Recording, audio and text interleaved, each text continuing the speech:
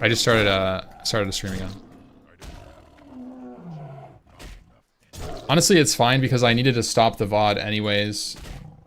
It was 11 hours, so I need to stop the VOD in the next hour.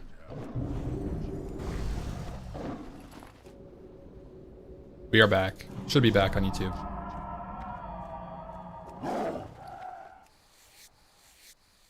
One more turtle meat.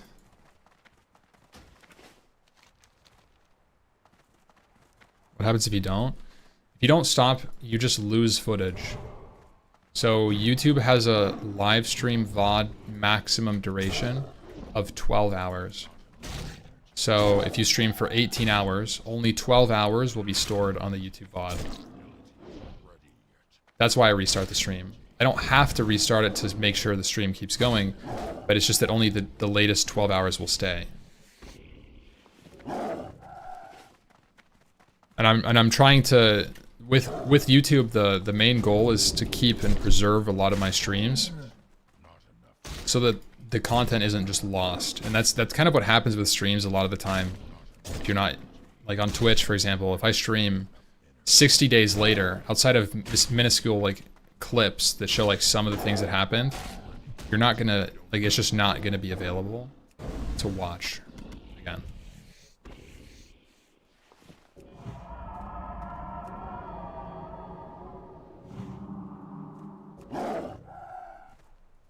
So like, for example, Frontier, if imagine if I had my Frontier VODs stored, the original Frontier VODs stored, from like 2020. I wish I did. I wish I multi-streamed it. You know? Mage training with Lucari, I miss it. That's probably... That might be...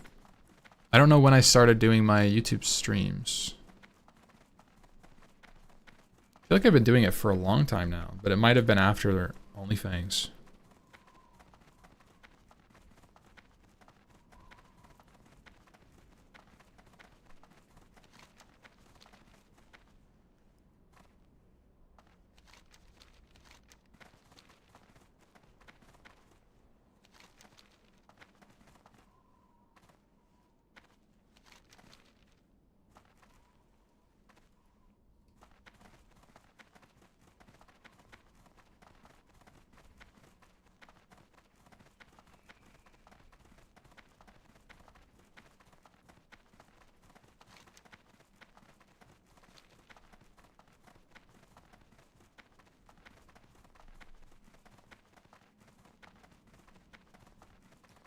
Soda said OnlyFans 3 is a maybe, and it will start halfway through SSC, I believe. Did he just say that it's a maybe? Did you ever say 2019? Nope, I don't have any VODs from it. Yeah, I wish I did.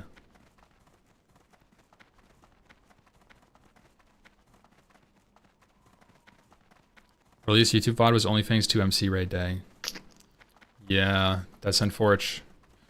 I don't think the Lucari training arc would be in there, but there are probably most of it. Most of OnlyFans is in there then. I guess maybe not. That was like the first like 6 weeks wouldn't be in there then.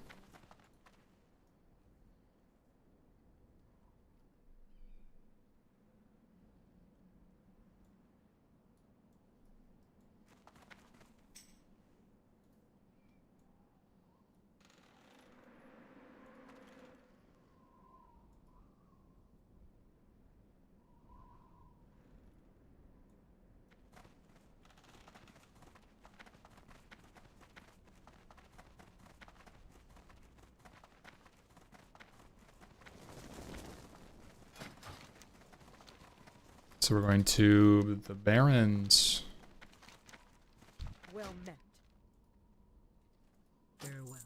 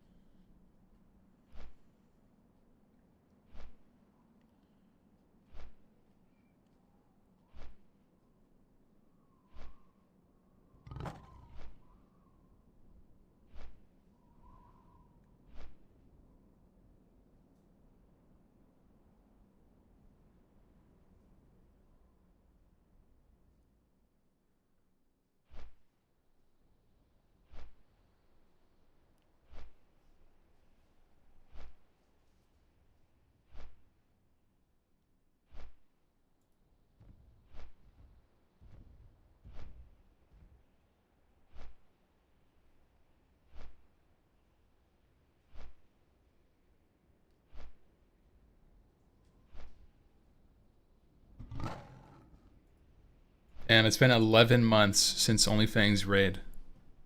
It's crazy.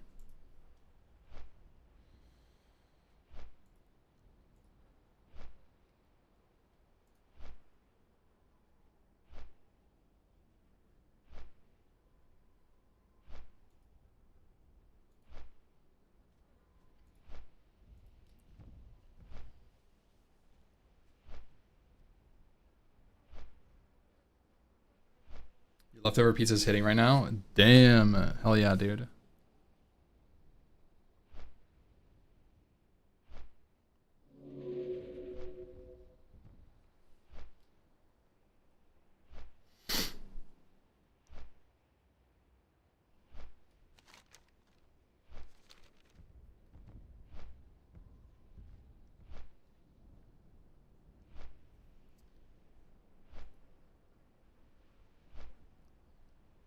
Wish all the pre-OnlyFans mage practice was archived. It was so good. Yeah.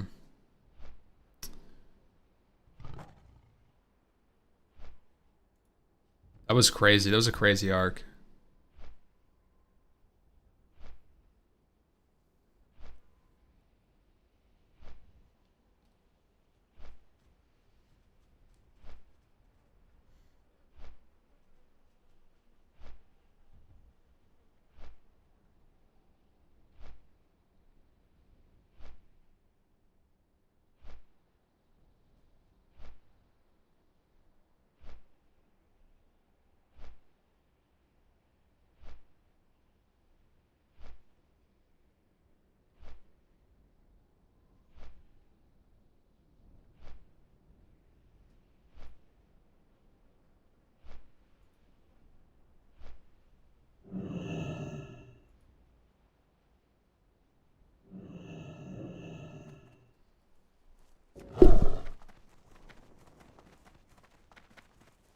I can't believe Graze is actually fishing. Bro, he's actually back to it. He's back to it. He had 1 day of leveling.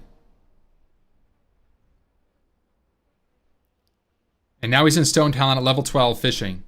In TBC Hardcore. In Weenie Hut Jr. It's a crazy world.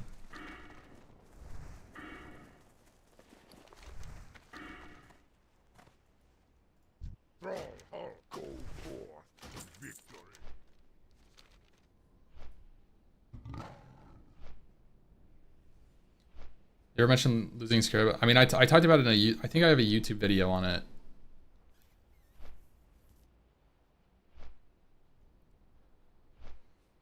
Where I talked to explain everything that happened.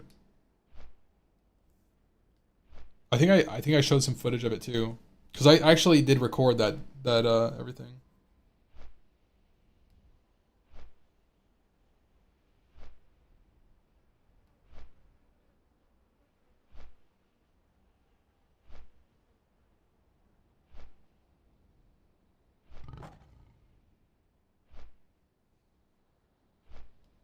Oh shit, there's a command.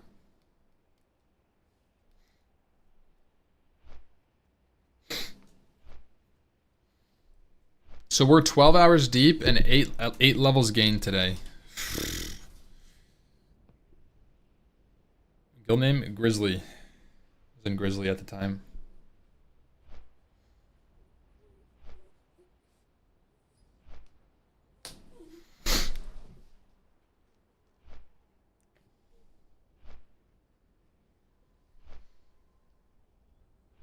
Stop speedrun. You level too fast. I'm not leveling fast at all, to be honest. This is like pretty cooked speed. That's what this is. This is a cooked speed. Druids take the scenic route. Yeah, I mean, druid feels pretty... It's like Hunter if you didn't have a bow. That's literally what it feels like. You're just like running around like raptor striking. With a, yeah, like that's literally the same speed probably. Because Zeroji unequipped his bow, I think he would level at the same speed as I am. I'm the pet, yeah, like I'm the hunter pet. I'm logging out, I am not going 30. Oh. You can make it, bro. We have so much time. We have so much time, guys. It is currently January 15th. You have 20 days. 20 days to ding 60 and get ready for TBC. Almost 3 weeks. Even if you spent the next 2 weeks leveling, 14 days. That's a couple of levels, 3-4 levels a day, depending on how you start. It could be less if you go to level 30 and you have 13 days left. Dude, that's like nothing. That's like 3 levels a day max on some days. That's not bad at all. Take it slow. Take your time. Do your professions. Enjoy it. Don't get burnt out, because you're going to die in TBC and you're going to have to do this all over again. That's the reality.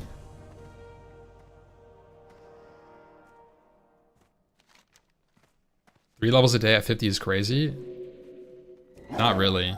Not on this. It's gonna be like 2-hour levels.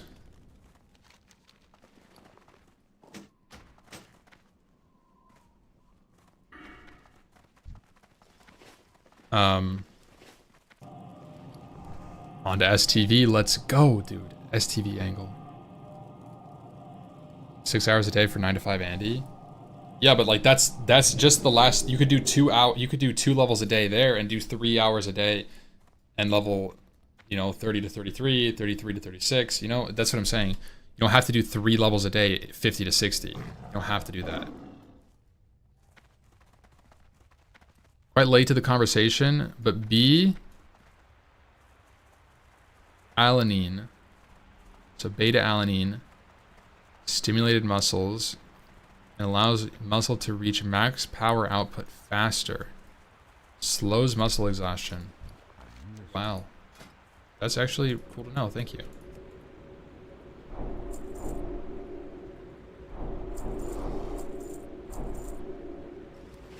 All rake swipe. New rank of rake is probably pretty good. 33 dam. But auto updates, that's nice. New rank of thorns. Okay, okay. We like that. And then a new rank of moonfire.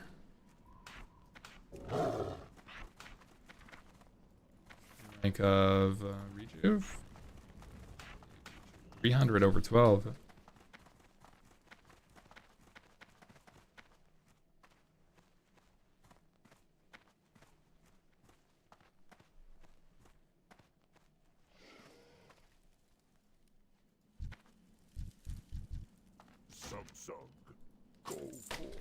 We're back.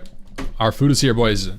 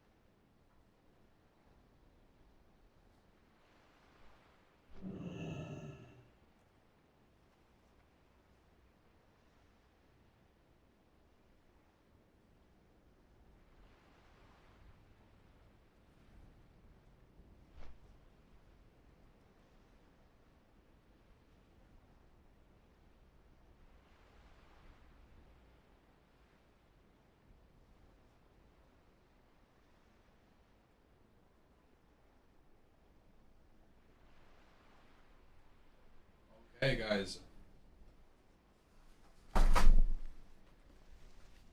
Boat. Oh, boat. Ah, shit. I'm gonna miss it.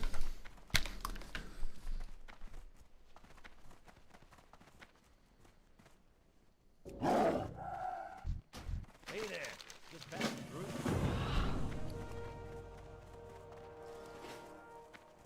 Come on. No way. Well, guess we got time to eat.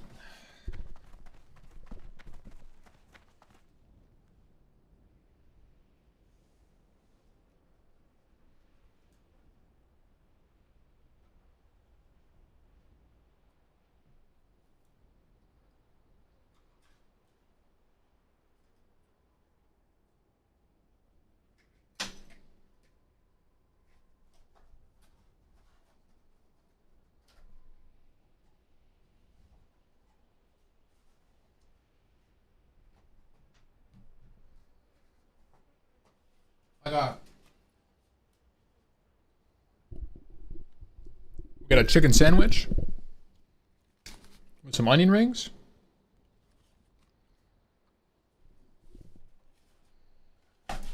And then some chicken strips.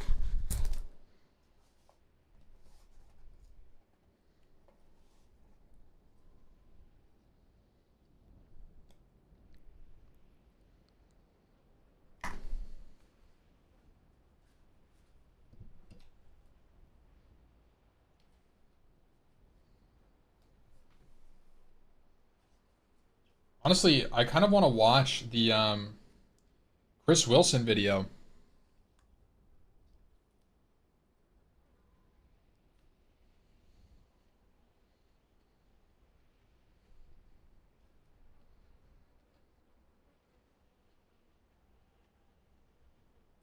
Can someone link me?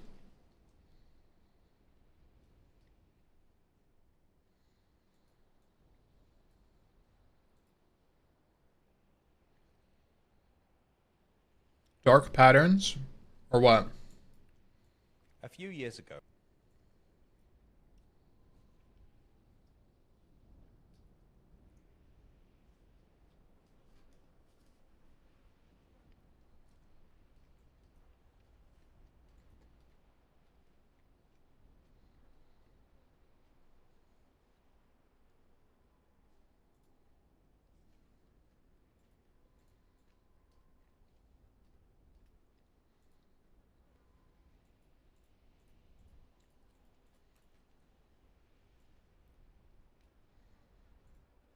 A friend of mine carried a laptop 6 kilometers through the bush just to log into a game and keep a daily login streak alive.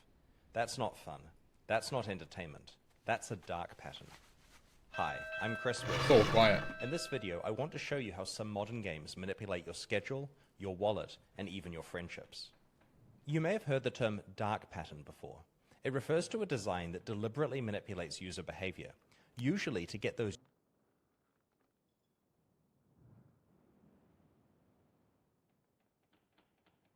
users to spend money or engage more than they intended. A classic example is a hotel site flashing scarcity cues like, only one room left, 4 people are booking right now. You also see services that are easy to sign up for but hard to cancel. Confirm shaming buttons that say, I'd rather pay full price. Optional extras like shipping insurance being automatically added to your shopping cart, or pop-ups that say, don't leave yet, you have unpurchased items.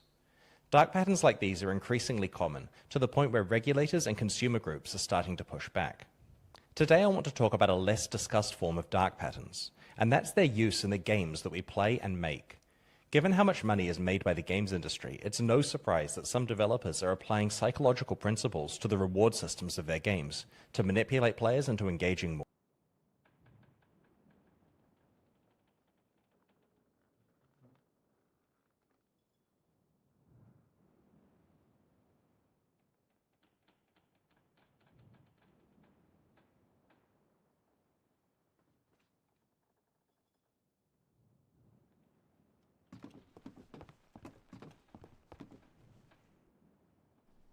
Ah! I was muted!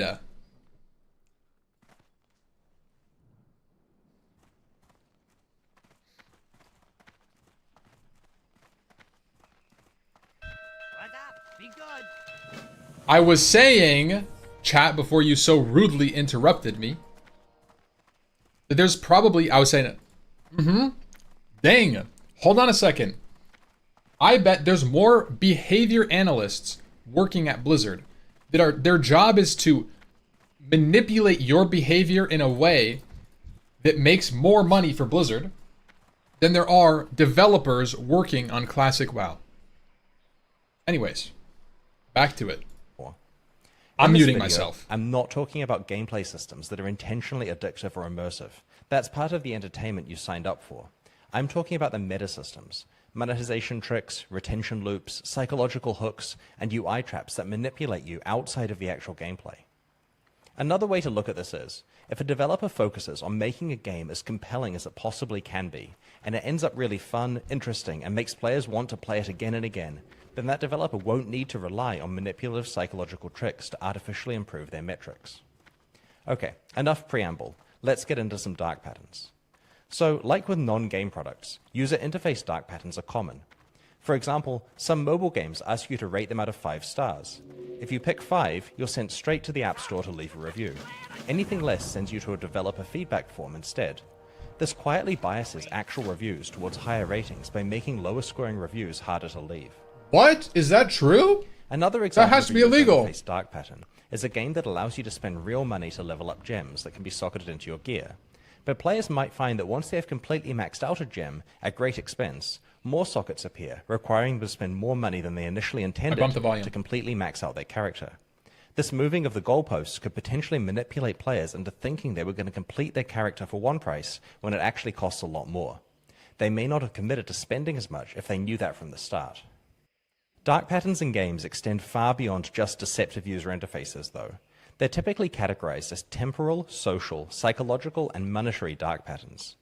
I've put some links to some of my references that have comprehensive lists in the video description, but I'll go through a few of the major ones with you right now. Before we get started, I should note that pretty much any mechanism that tries to manipulate a change in user behavior is considered a dark pattern in games, but the severity varies a lot. Some of them are much more mild than others, and a lot of different opinions about which of them are harmless and which are going too far. I'll weigh in with my personal feelings about this later in the video. Many live service games have daily login rewards. In behavioral psychology, when an action is followed by a reward, your brain learns to repeat it. Every day that you log in and receive this reward, you'll get a hit of dopamine, building a habit over time. Players who are conditioned to logging in every day do it not because they're excited to play, but because it feels like brushing their teeth, just something they have to do. Some games have login streaks. This is where the rewards escalate for each sequential day you log in. When you break the streak, your rewards reset back down to the minimum level. Now, humans have a strong sense of loss aversion, where losses feel roughly twice as bad as gains feel good, and hence players will go significantly out of their way to avoid breaking these streaks. As I mentioned before, I have a friend who was on an off-the-grid camping trip and had to walk 6 kilometers with his laptop and a 3G modem so he could keep a login streak going in some random game he was playing. There are even games out there that let you pay real money to restore a broken streak. I like that guy. In addition to daily login bonuses, many games have daily tasks or challenges He's joining Frontier 3 every 24 hours. Players feel obliged to complete these so that the easy rewards don't go to waste. They don't want to miss out on cheap progress that everyone else is getting. Some games rely on dark patterns rooted in social obligation to manipulate you into behaving differently. For example, it's common for mobile base builder games to have guilds or clans where daily participation, like doing quests or donating resources, is important for your guild to succeed. If you don't log in each day and perform these actions, you let your friends down, which causes guilt and social pressure for you to be active daily. This dark pattern can exploit and strain our friendships, especially when the game is tuned to make daily participation essentially mandatory. Other games feature gifting between players, where reciprocation of gifts is rewarded with extra bonuses. This taps into reciprocity pressure to cause you to feel the need to log in daily and return gifts to people. Some games have refer a friend bonuses, or even outright pyramid schemes, where you make faster progress if you have recruited an extensive network of friends to join the game and play with you. Time-gated tasks, or playing by appointment, are when a game tells you have to come back at a specific time or face consequences.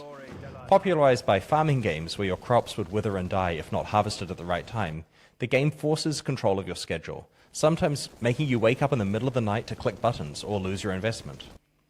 Contemporary mobile games often have timers and energy mechanics, where your ability to progress the game is blocked until you come back when these resources have regenerated. While this is less harsh than your crops being completely lost, you'll feel pressure to come back at exactly the right time to maximize your rate of progress. When you're not the one deciding when you play the game, but instead having the game decide for you, it's worth questioning your entire relationship with that game. Some live service games create artificial scarcity for their store items. As entirely digital purchases, there's no physical requirement to limit the number of people who can purchase something, but doing so often causes it to sell much faster due to players fearing they're going to miss out.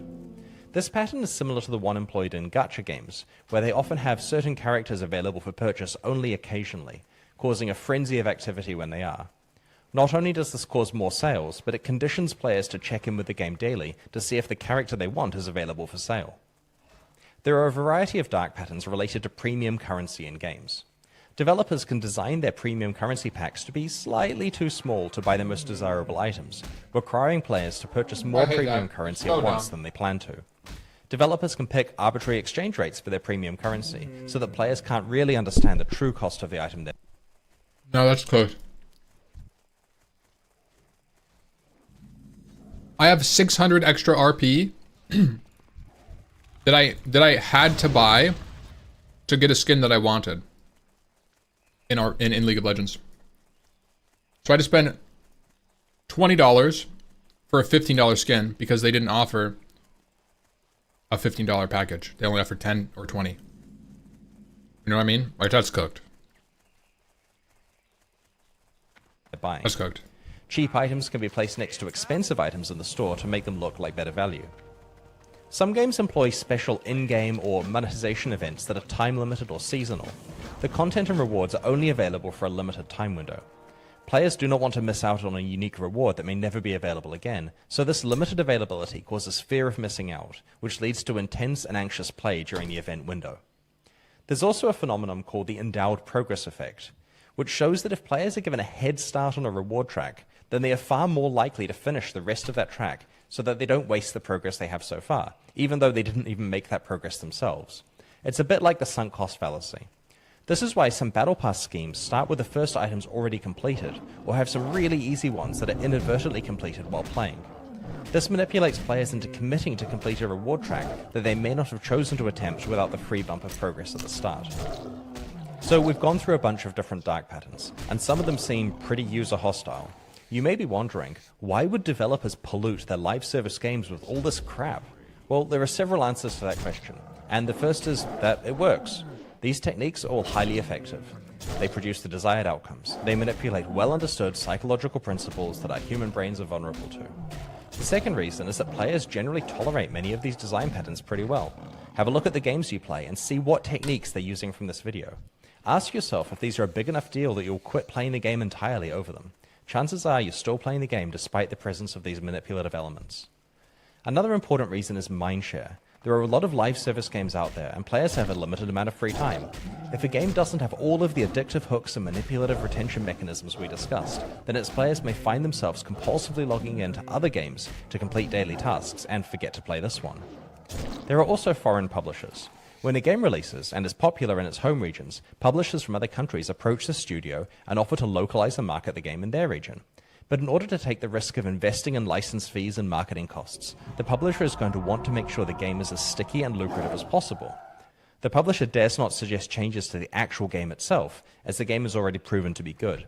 So the only way they have to juice the retention and monetization is through meta systems, which very easily stray into dark pattern territory.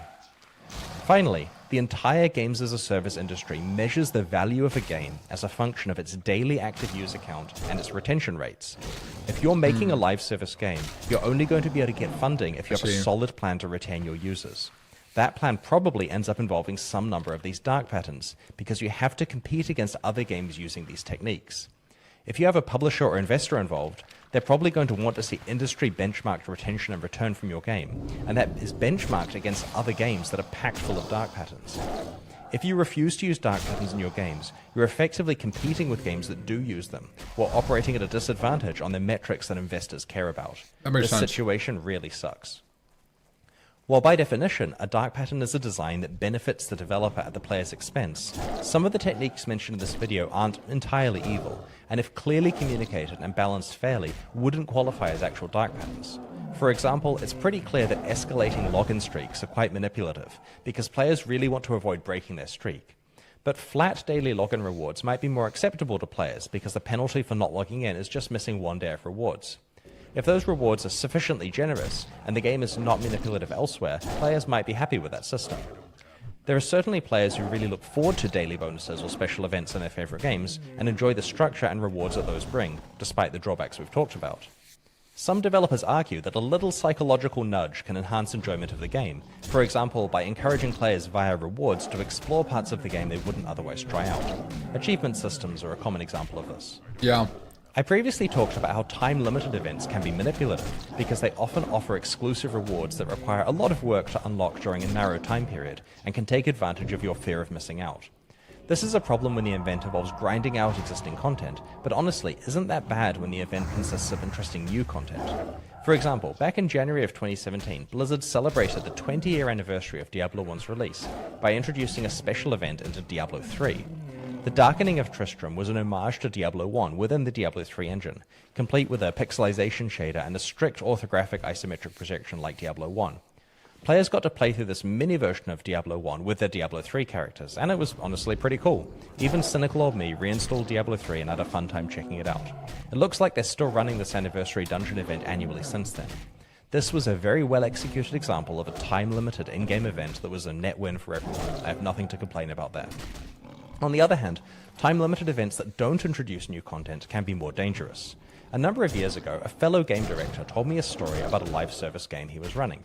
He wanted to increase player activity in the gaps between expansions, so he decided to try running a double experience weekend. It was a huge success and saw way more players playing than usual. After the weekend, however, player numbers dipped down below where they were before the weekend, so they ran another double experience weekend the following weekend. You can predict where the story went. After a while, people only played on those special weekends, because playing on weekdays felt far less worthwhile in comparison. The game eventually shut down. While games that overuse dark patterns alienate their users and eventually see the opposite of the good retention they were aiming for, the primary victims of dark patterns are the players themselves. Players affected by dark patterns find themselves compelled into behavior they wouldn't normally perform. Whether that's making purchases they hadn't planned for, logging in on days they hadn't intended to play on, grinding content they wouldn't normally choose to grind, referring friends who might not have an interest in the game, or having to set an alarm at 4 AM to tend some crops. These actions have both an impact on their day-to-day life, but also reduce their enjoyment of the actual game itself. They often lead to feelings of anxiety, fear of missing out, commitment pressure, guilt, and frustration. The scary thing is, I'm an adult in my 40s who has spent his career working in live service games. I deeply know all about these tricks and still find them affecting me far more than I'm comfortable with. Imagine what it's doing to kids, who are incredibly vulnerable to the constant bombardment of gambling, compulsion, addiction, loss aversion, and anxiety-inducing dark patterns that these games contain. Yeah, we're fucked. So far in this We're so video, I've fucked. tried to offer a relatively neutral take on the pros and cons of these game design patterns. While they're called dark patterns and have a high potential for abuse, I've explained that some of them are moderately harmless if used in a way that provides a lot of value for players. But if you're watching my channel, you probably want my actual opinion on all of this. I put a lot of thought into this area because I used to run a live service game, and I frequently had to make decisions related to what design patterns were used for meta systems, retention mechanics, and monetization. So here's my current take on this topic. First of all, I think that pretty much everything is fair game in terms of the actual design of the game itself. If a game is targeted at adults rather than children, I don't have a problem with people leaning on behavioral psychology research when designing the actual gameplay of the game and its reward systems within the game. Make your games fun, make them compelling, make people want to play them and want to return to them for their own merits. Your job as a game designer is to make a really fun game, and understanding how the human brain works is important for that. Players becoming invested in your game and deeply caring about their progression is a good thing. It's why people play games. But I draw the line at deploying dark patterns because they are related to retention systems, meta progression, and monetization. When I'm playing a game, I don't want to have a fear of missing out that makes me feel like I have to play frantically during time-limited events. I don't want to have to log into the game every single day to avoid breaking some stupid streak. I don't want to have to do some minimum amount of activity every day, otherwise I miss out on bonuses. I don't want to have to spam my friends to remind them to log in, otherwise I miss out on rewards. I hate all of this bullshit. When I was growing up, games were designed to be fun, not manipulative. They didn't have literal behavioral scientists and psychologists on staff trying to rewire my brain. Look, I love the economic and I've been saying that shit about Blizzard for so long with retail. I stopped playing retail. One of the main reasons. Hold on.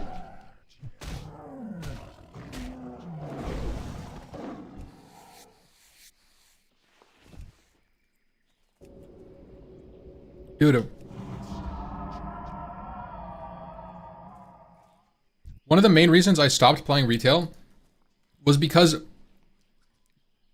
I was like looking at it and I'm like, dude, I am getting fucking brain fucked by Blizzard right now. Like it's so very easy to see how manipulative the things that they do are in the game. With your daily world quest fucking world boxes, you're like logging in to do shit. Like they're just giving you this treadmill and like putting this like fucking carrot right in front of you. It's like, come on, you can make it, keep coming, come on, keep playing, keep paying me money. And it's so annoying, dude. That's why I don't play it anymore. That's actually, I forgot. Dude. Competitive aspects of live service online games, but I just don't find myself enjoying most modern ones. Whenever I see daily tasks, seasonal events, and all the exclusivity FOMO, I just lose all hope that I'll actually enjoy playing the game, because I know that it'll be playing me.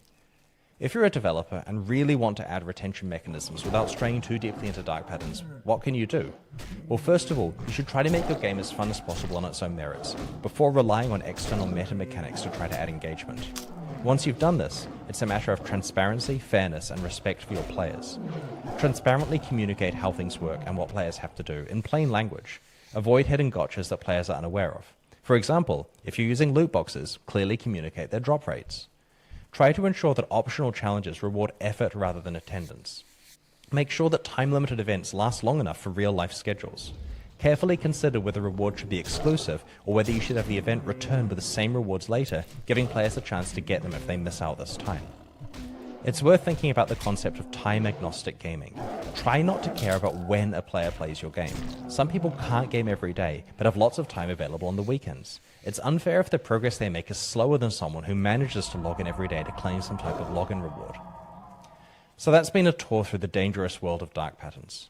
As game developers, we have an obligation to think very carefully before we employ strategies like these. Push back and make sure that the reason you're adding something is because it's actually adding more fun, rather than because it'll artificially create more retention or juice some other metric. As gamers, we also have an obligation to push back. If you want more game in your games and less bullshit, make sure that you communicate this to developers. Your money and attention are precious. Spend them wisely. If you enjoyed this video, please like and subscribe.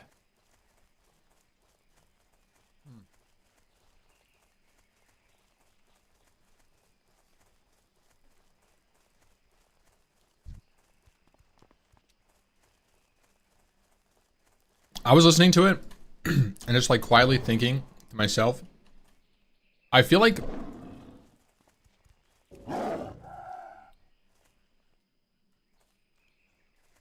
this isn't even like hiding. Like it's not like secret, I think. Like it's so out in the open that like I feel it in any game that I play. Like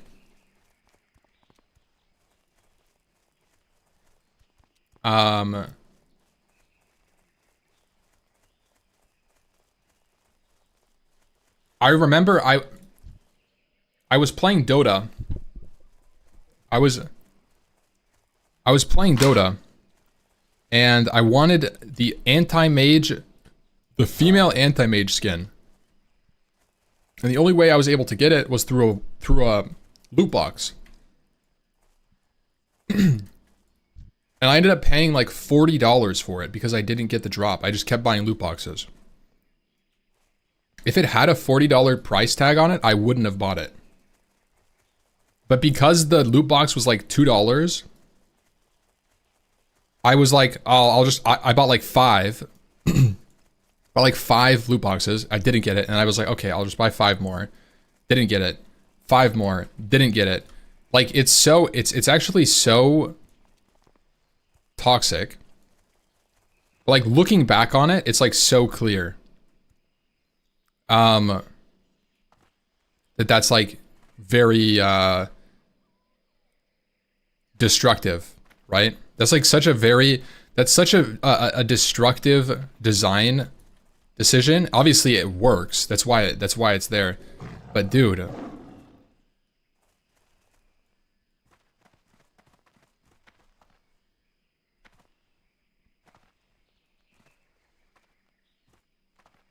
so blatant because you realize it's happening, but it's still affected. Yeah. Like that's the thing. Like, what am I gonna do? Just not, like, the desire to have the thing is higher for me than the desire to be like, like I don't want to deal with it. I think for a lot of stuff.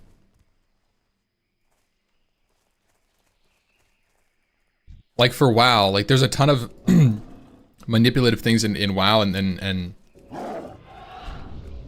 you know, like time gating. They do like this whole like reward system. There's literally a great example in the TBC boost they just released, right?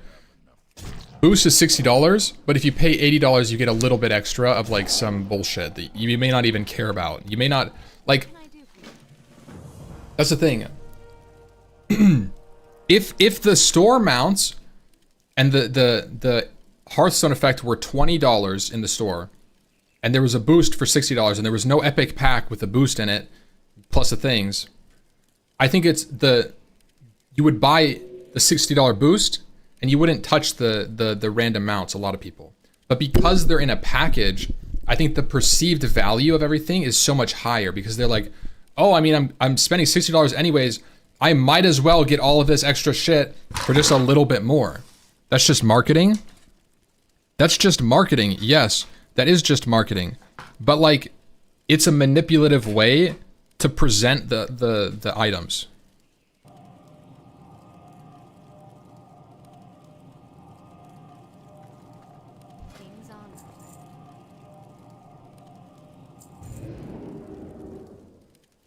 Well, it's 1 month included also. Yep, you bought the pack. I can't attack that target.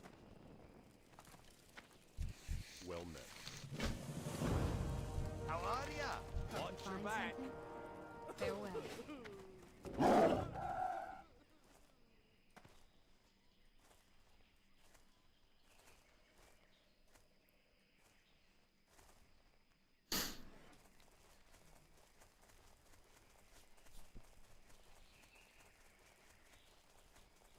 Yeah, so 60 plus 15 equals 75, almost 80 is the pack. Yeah, exactly. $5 extra for the rest of the shit. Yeah, you're just donating $5 to them to get some random shit that you may not care about. That's what I'm saying. Like, it's easy to make that decision if you're already spending, if you're like, oh, it's only $5, right? You're right. It is only $5 for a bunch of shit. It's a good deal, isn't it? Do you care about that random shit? If that shit was standalone, would you pay $5 for it? I think a lot of people wouldn't. That's what I'm saying. Oh shit, I see Ampy wiggle now. It's just a good deal. Yeah. No, it is. It is a good deal. It's just...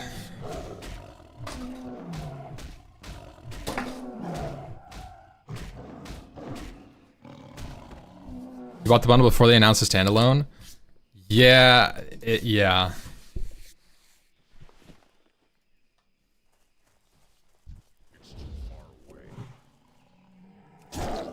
That's kind of funny too, that they announced the bundle, they announced the epic pack like a month in advance before the actual character boost.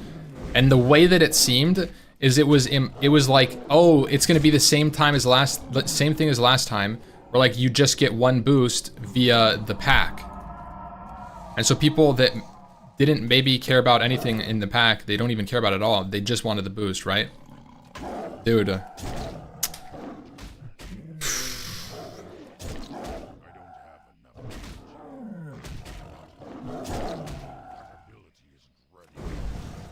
Yeah, I don't know what's going on, man.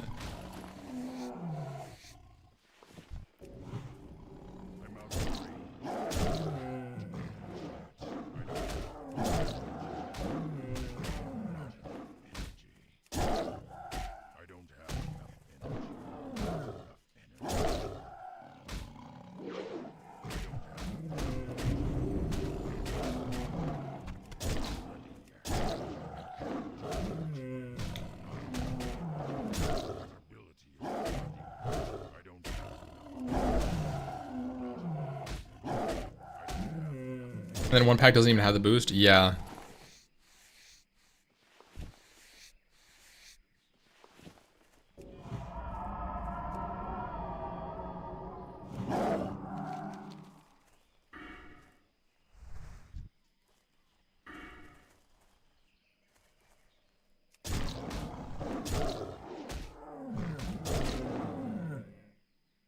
I think it's worth for me to rake until I get Claw 3.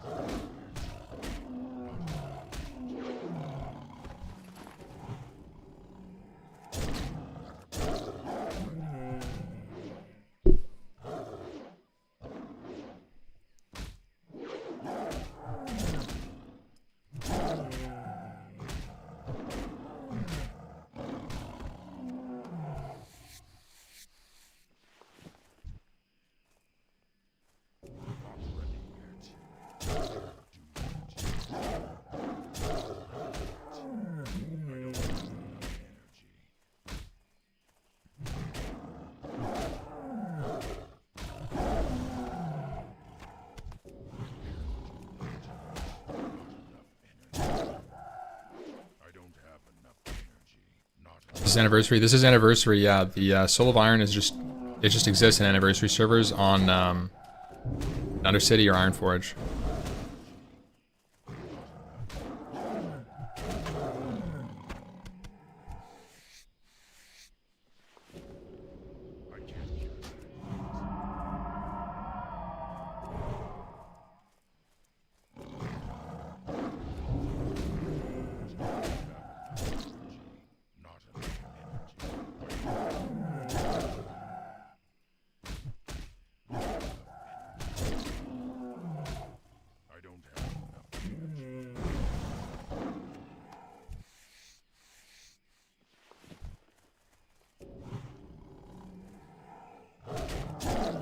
Yeah, I think that's true, Arnine. Like, I actually think I agree with the $40 pack being an intended price that nobody pays. They basically price the mount. They present two things to you, right? They say, oh, these pixels that you can own that cost us nothing are worth $40. It's worth $40. Yeah? You agree? Great. You could have them for $40. And then the boost is $60. Look, guys, 40, 60, that's $100. Together though, if you buy the pack, it's $80. That's $80. Boom. You save $20 on the pack. Isn't that a good deal? Buy it. And then, right, it's like, it's crazy, crazy value.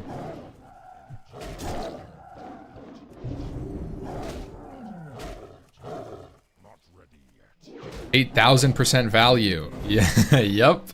True, it's literally the percent value meme. 150% value. I'm surprised I don't put that on there.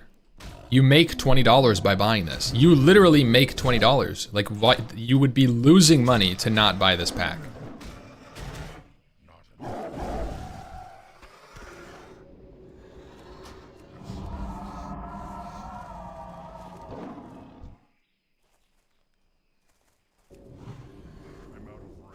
I didn't think about it like that, but that's 100% true. Like, you think it's a meme, but they actually did this in Yellow Immortal? No, I'm not. Like, I'm memeing, but it's very real. I didn't even think about it. I didn't even realize that's what happened until, like, the guy in chat said, and Nico in chat, he said, it's just there to present an artificial price in your, like, it basically is just pricing it for you instead of you like paying whatever and just assuming that altogether it's worth this amount. They're basically telling you what each thing is worth and then putting them together at a cheaper price than they proposed.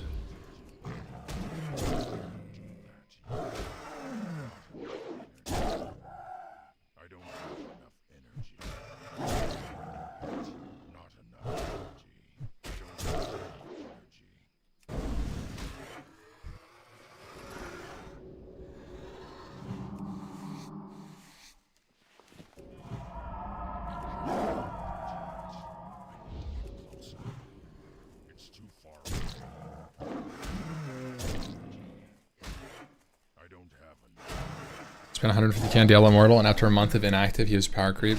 That's crazy. So you have to keep spending money.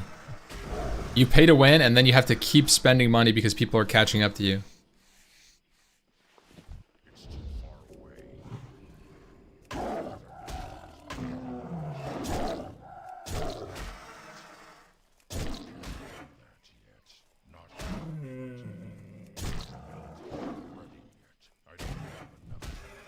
Soft locked in PvP? What does that even mean? Soft locked. I don't know anything about Diablo Immortal, so I don't know if that's.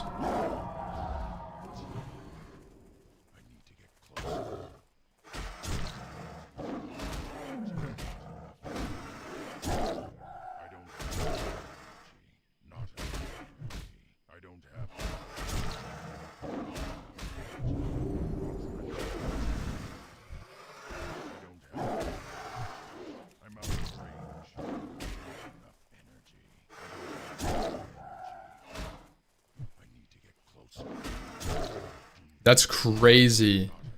He got out of the item level bracket. He was too high to queue into noobs. I feel like that's a misplay for Blizzard. He should have just let him own everybody. He pays 150k, he could do whatever he wants. Right? That should have been their business model. You pay as much money as you want and you get to kill noobs. It's the battle of the whales.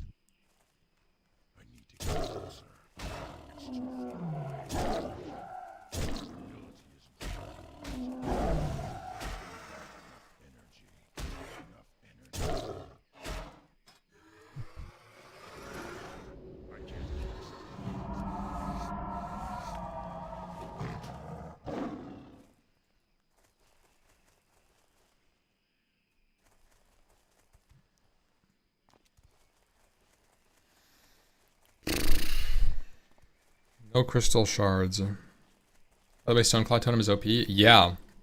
I saw it, and apparently it stuns now. It has a chance to stun. It's super good for, like, disengaging. It's like a target dummy on crack that stuns monsters. So it doesn't die as quick. Run away. Even if they kill it, a lot of them might get stunned. That's really crazy. It's good for hardcore.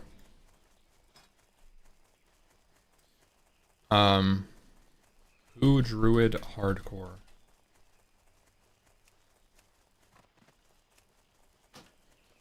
Because we are owning.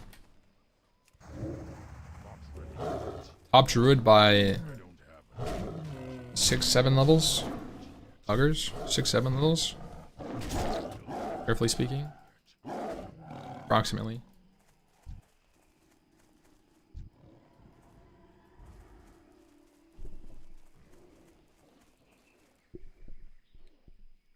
You boost on Nightside, bro's gonna beat me to 60 on. I don't know. Looking for a layer. Shit.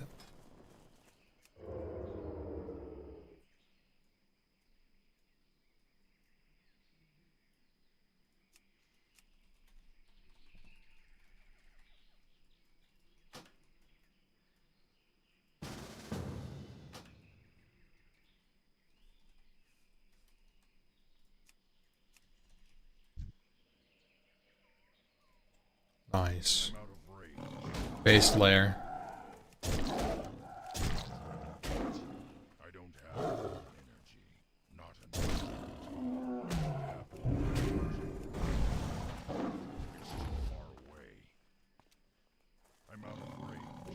This layer is sick, actually.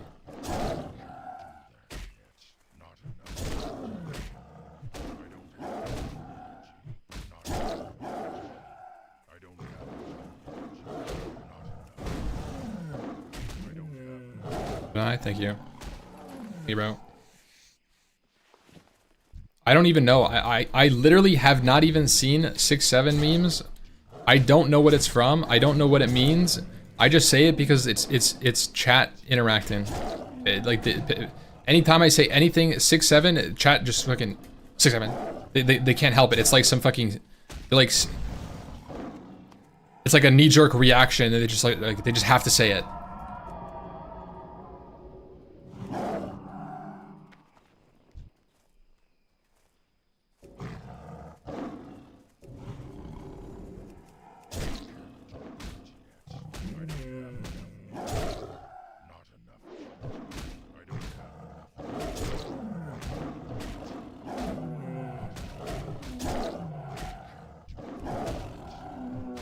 Bro, rank 4 Thorns is doing work on these Panthers with high attack speed. Look at that. 12. 12. 12.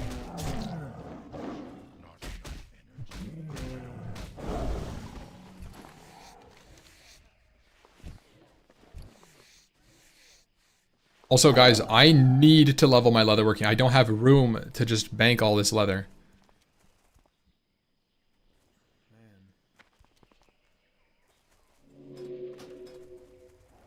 Worth multiple bear versus attack speed mobs? Ooh, yeah, maybe.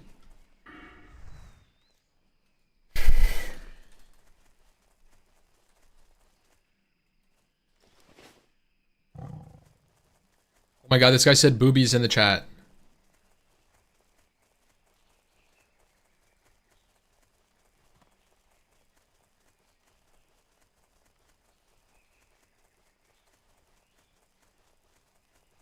How come your bags are so ass?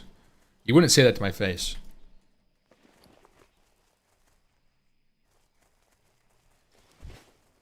That's fucked up. Well,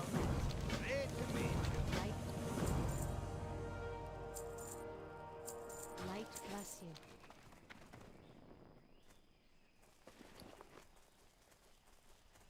Mr. Ass Bags. I buy it. What is that? Go with honor.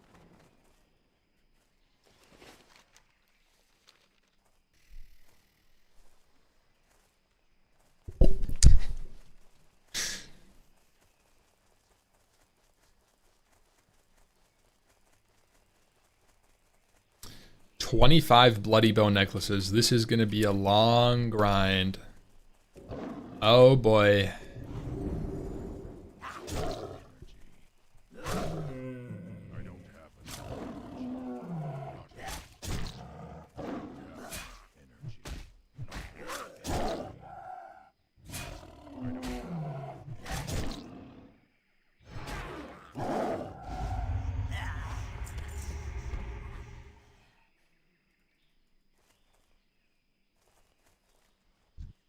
I'm out of range.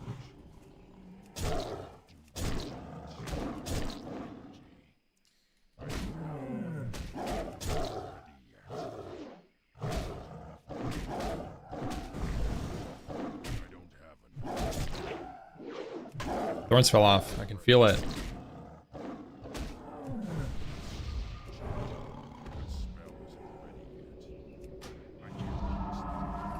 Have any rank of regrowth? No. Probably soon. So. Here we go. Huge Ravage. It's pretty nice.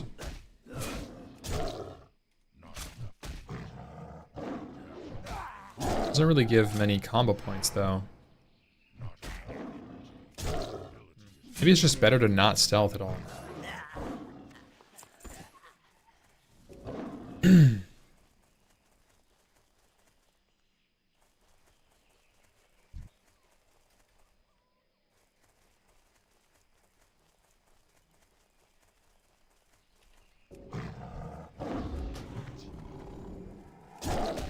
Still doesn't work with it. I don't have enough energy.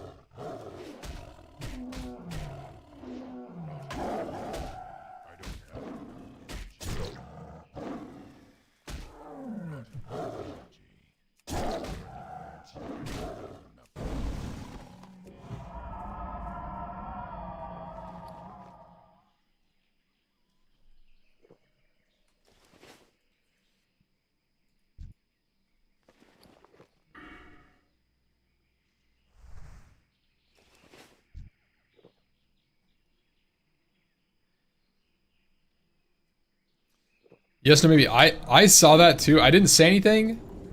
But that caught me off guard, and I hadn't finished reading the whole sentence, and I was like,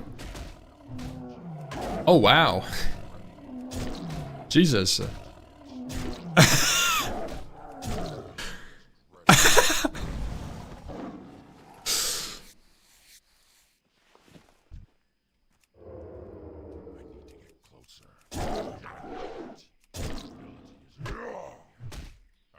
Has anyone important died yet? Jesus.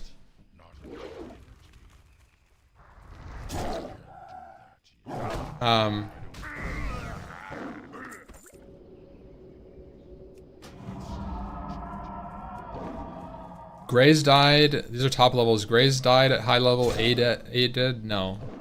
Woke police died.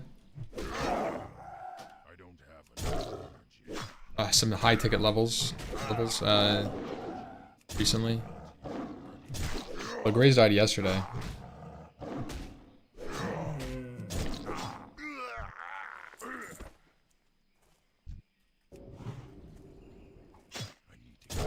Guys, I've gotten 0 out of 25 bloody bone necklaces.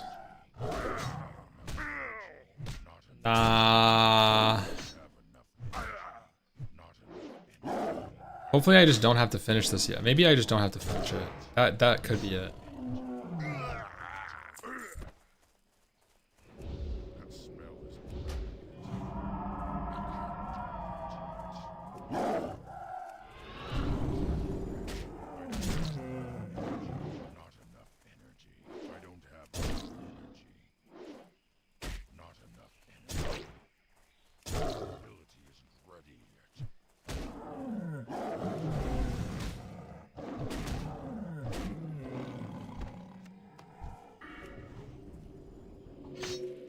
This is a good question for you guys, because I don't know. Do you think I should go Heart of the Wild or Survival of the Fittest first while I'm leveling?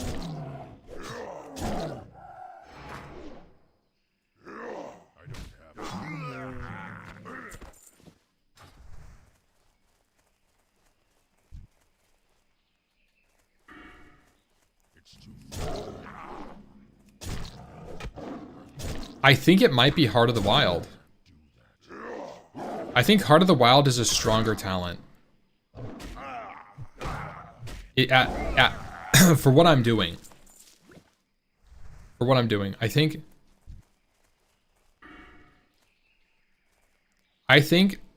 Heart of the Wild gives me more safety because it gives me intellect, attack power, or stamina. And all of those things are more powerful, I would say, than this. Because I don't have very much stats. I don't have very much stats for Survival of the Fittest to increase things by a lot. Let's say it's 3% all stats versus 12% intellect, which is pretty good. 12% intellect gives me like 7, 6, something like that. Say 6, 7 intellect, which is like 100 mana, which is a pretty big deal in terms of like raw power. And then I would get 10% attack power, or 6% attack power, like 20 AP. And then stamina by 12% in bear form, which is a big deal, so I'd be much more tanky. Versus 3% crit reduction. If you think about crit as double damage, then you could say it's 3% damage reduction. 3% damage reduction with 3% attributes. Maybe that is better. 3% damage reduction is pretty strong. I think it's a little bit less.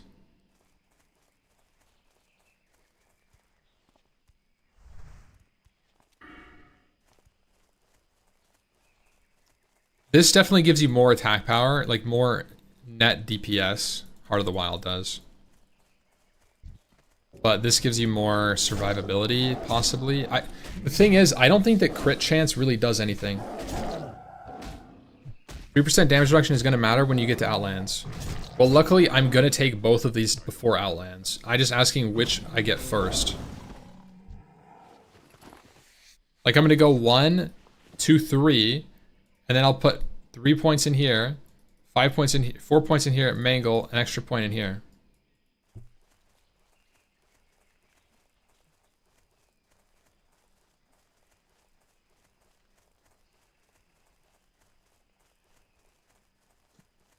Heart of the Wild, you need better scaling for the attack power.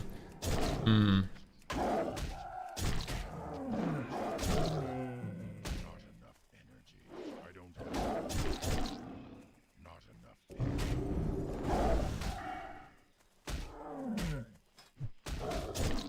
Wait, I just realized. Nah, I just realized. You can't get Omen of Clarity and Mangle at level 60, can you? 50. 1, 2, 3, 4, 5. Yeah, you get 5 points in Naturalist and then you can't. Holy fuck. That's why you respec? No, you just get it at 61, surely. You keep Mangle, but you just get...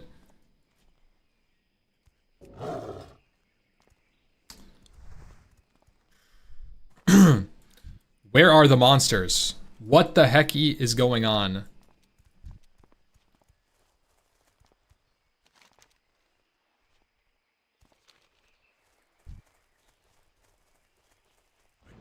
Closer. Ready yet. It's too far away. Not enough energy. I don't have enough energy. Ready yet.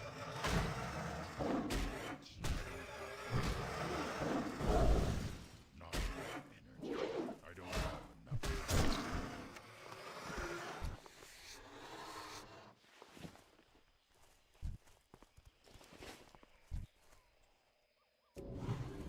I'm out of range. I don't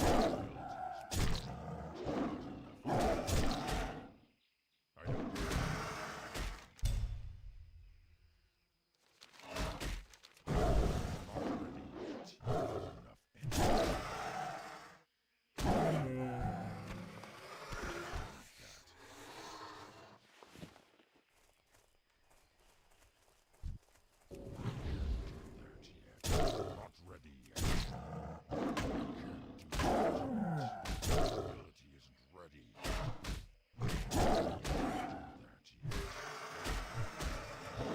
Not ready yet. Not enough energy.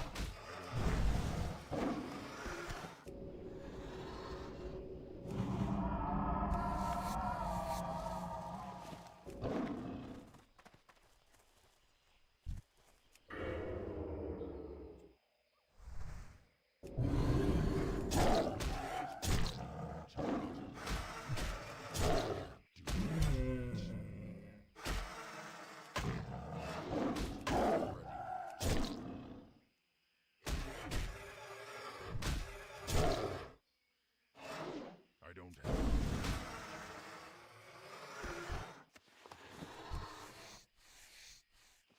That would be stealing.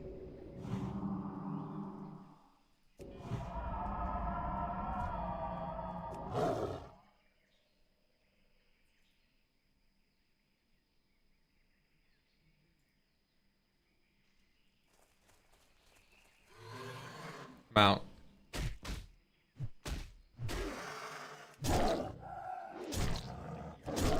That ability is not enough energy. I don't have enough energy.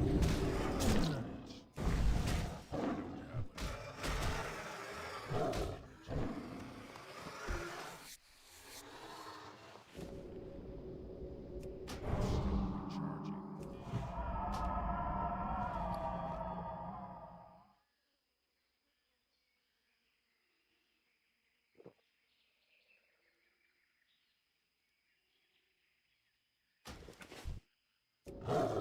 ready yet.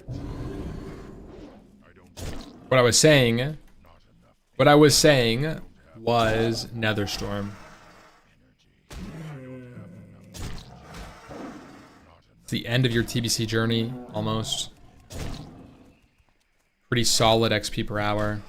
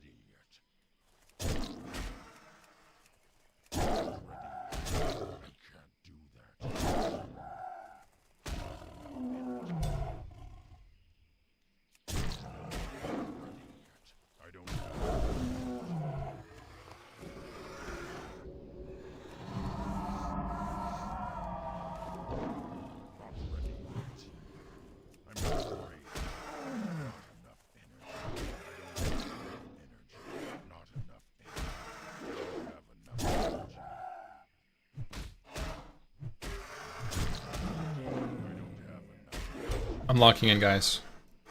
It's lock-in time. I need to finish this. These levels, man.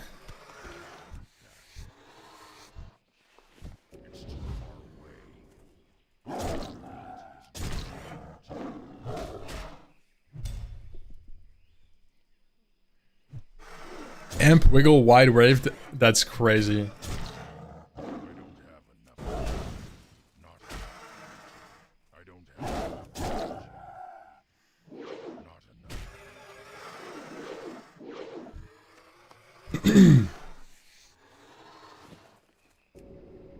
That spell is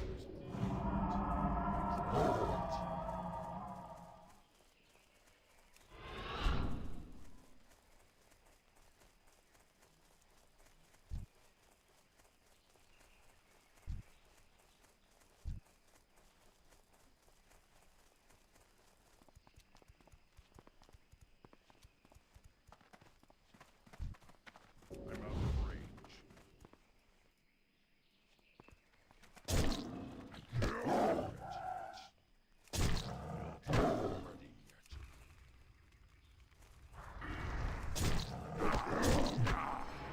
I don't have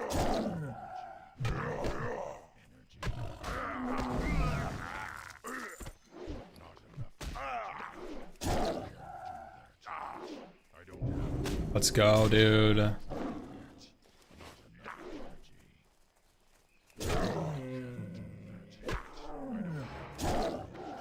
Not enough. I don't have enough energy. Not enough energy. I don't have enough.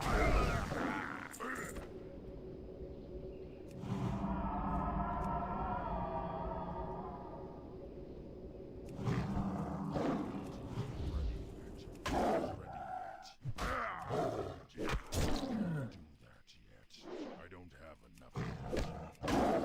I'm listening to this. Not enough. I don't have enough energy.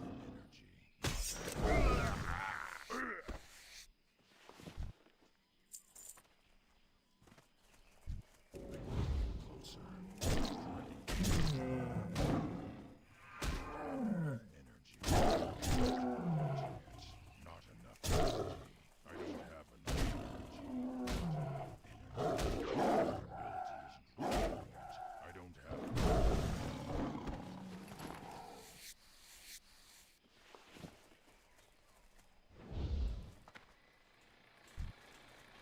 It's too far away.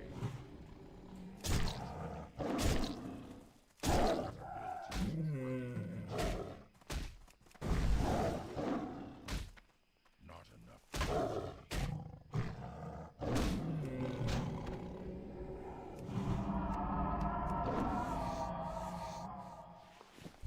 I need to get closer.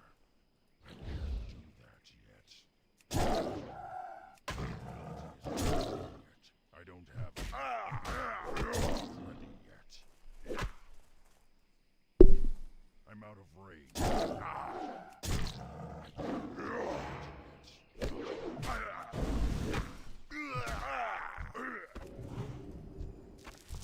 I don't have enough energy.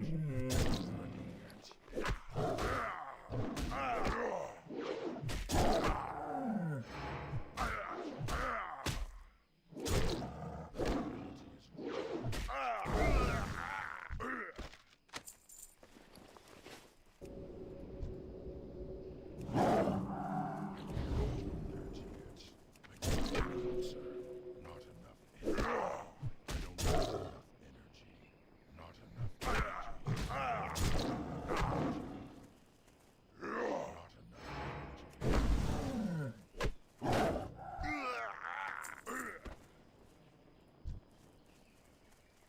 I'm out of range. Ability isn't ready yet. I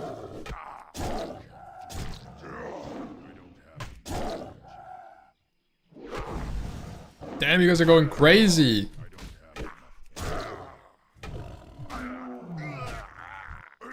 enough. Amp wiggle is kind of good for the jams. Far away.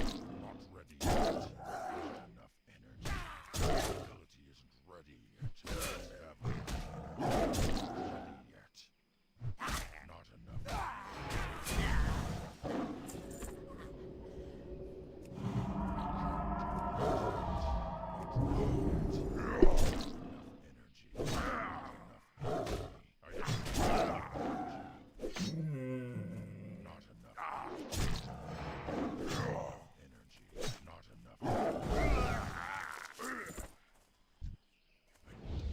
answer.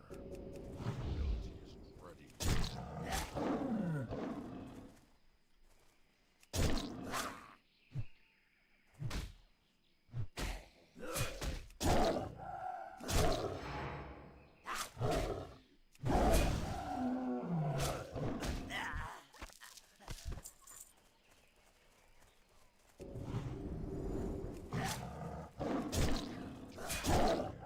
I don't have enough energy.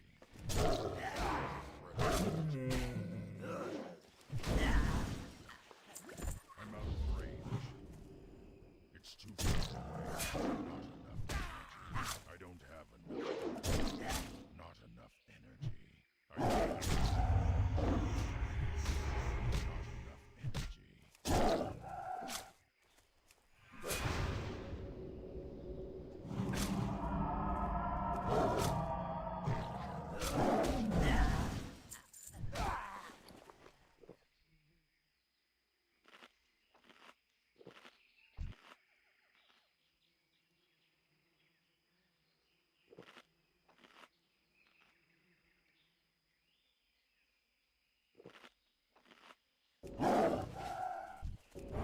Not ready yet.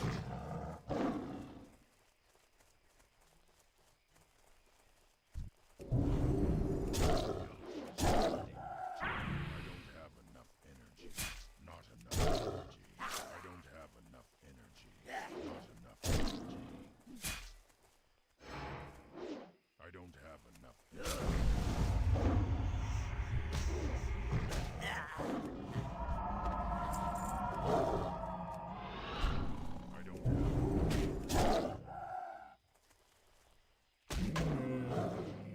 not enough energy. I don't have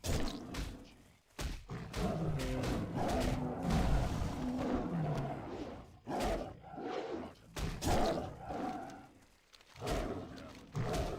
Not enough range. Not enough energy. I don't have enough energy. Not enough energy. I don't have enough.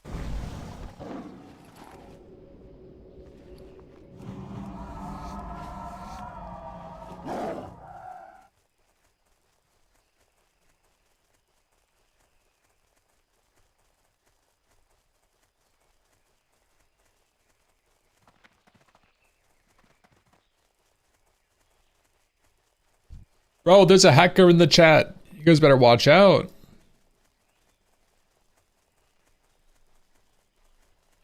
Bro, turn into an AI.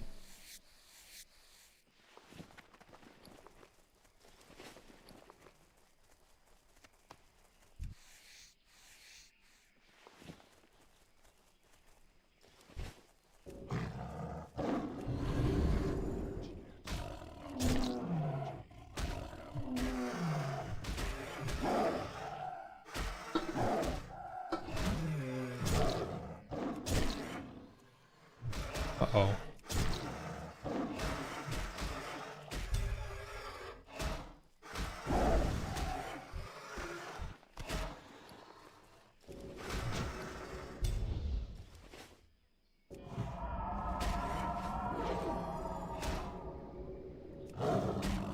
It's too far. Not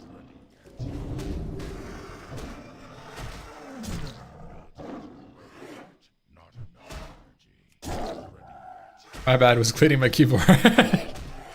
Bro, that's crazy.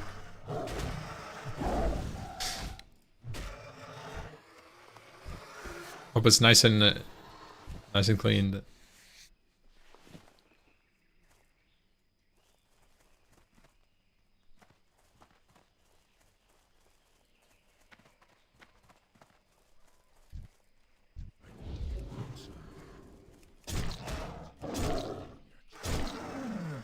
I don't have enough energy. Not enough. I don't have. I can't do that. Not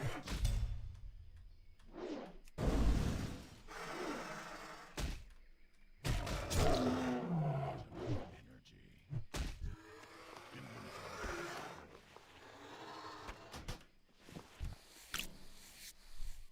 Wait, that's insane.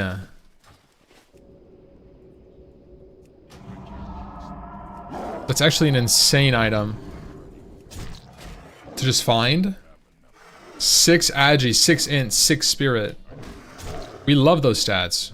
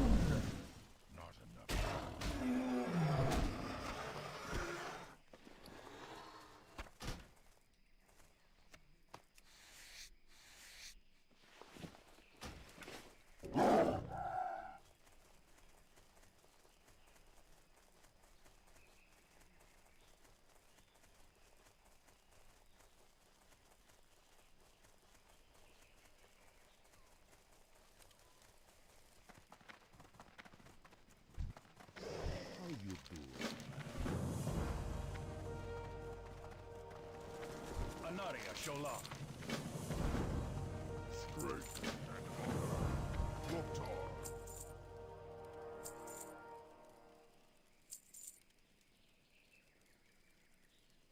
Strength.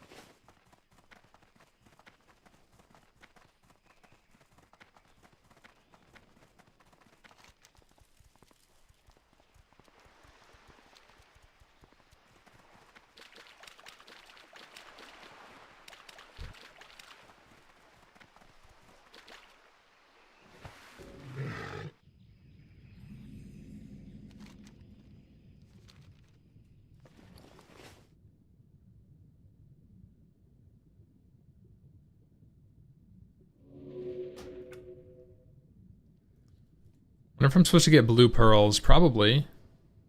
See if I remember the spawn locations.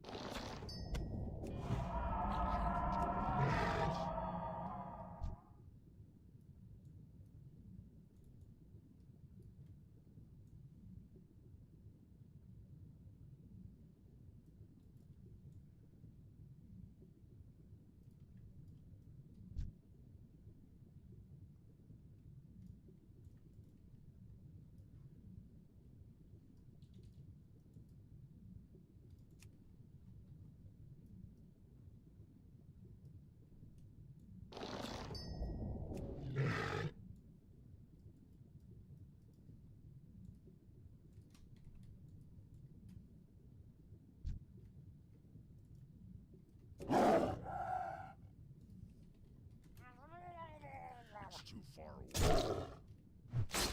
Not enough. I don't have enough energy. So I need 9 blue pearls. Not enough energy. I don't have enough.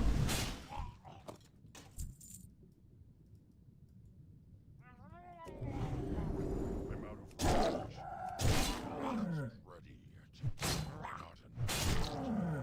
I don't have enough energy. Not enough. I don't have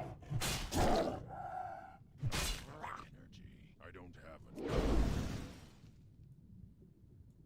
Not enough energy. Bro.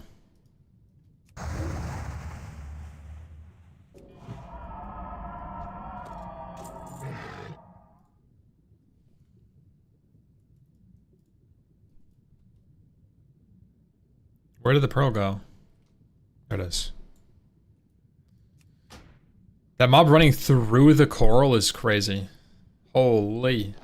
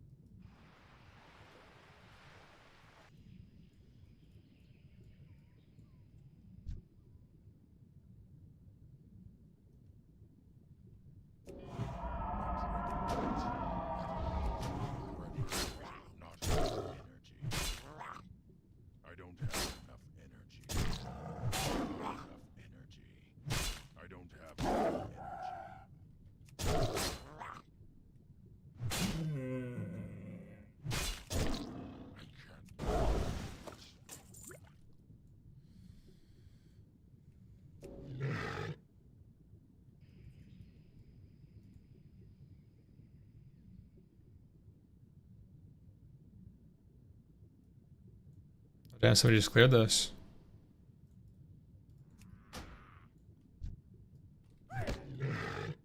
Yo.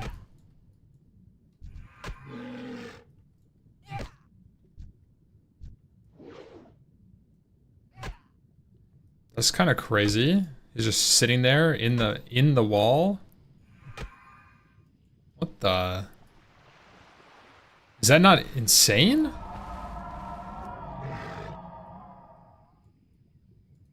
Okay, he despawned. I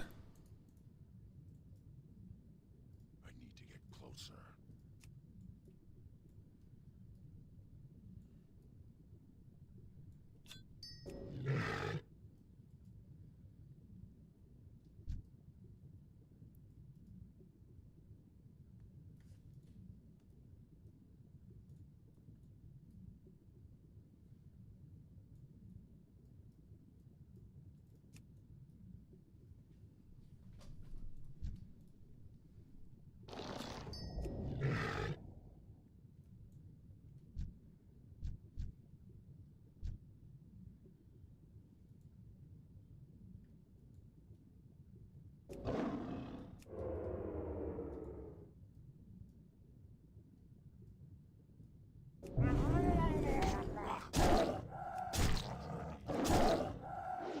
Not enough energy.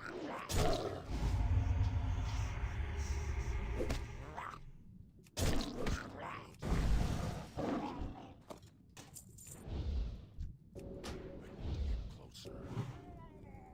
It's too far away. Not ready yet. Can't do it yet. Ability isn't ready. Not ready yet. I'm out of range. I don't have enough.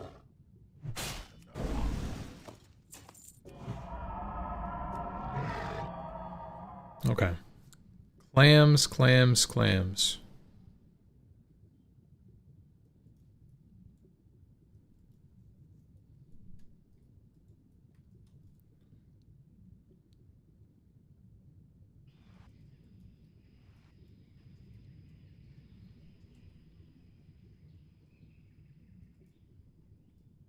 There we go.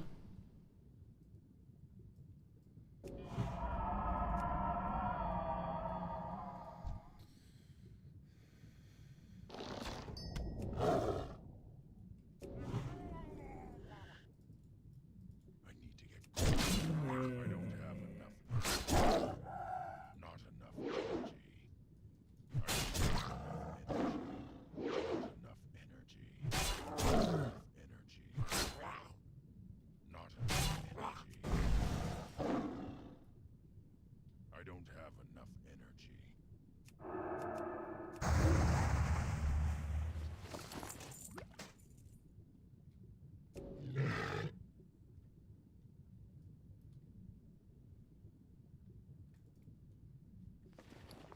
5 out of 9.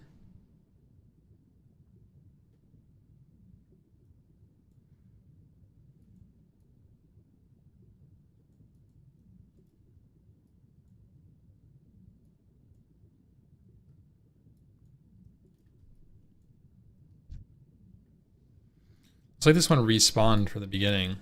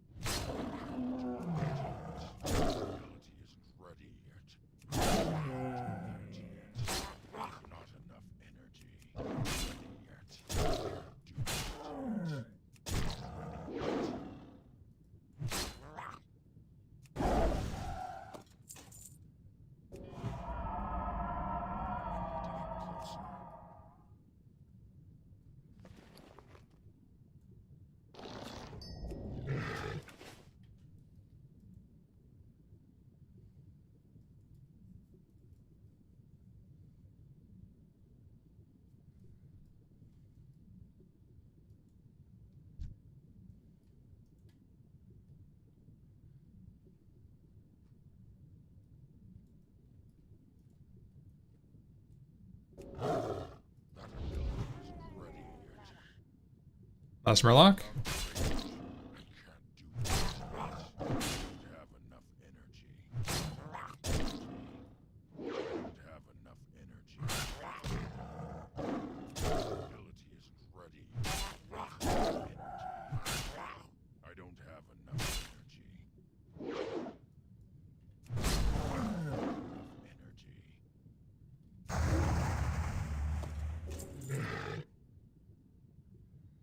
I remember there being one like right here. Oh, there's one. I don't think it's the same one, but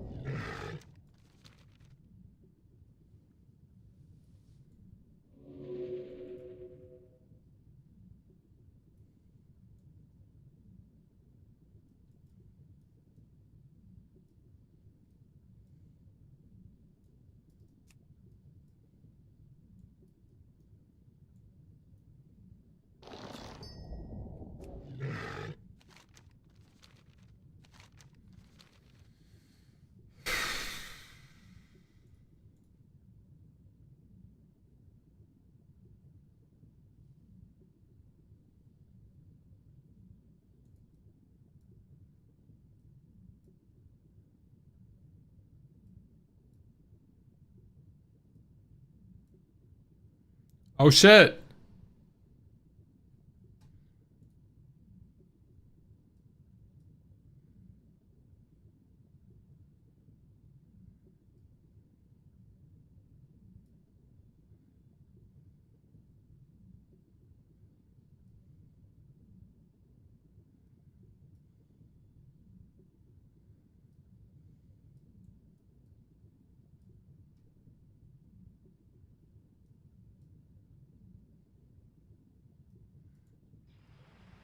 Sunwell and hardcore?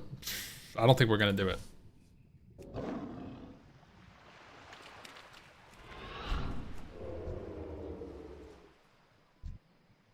These are orange.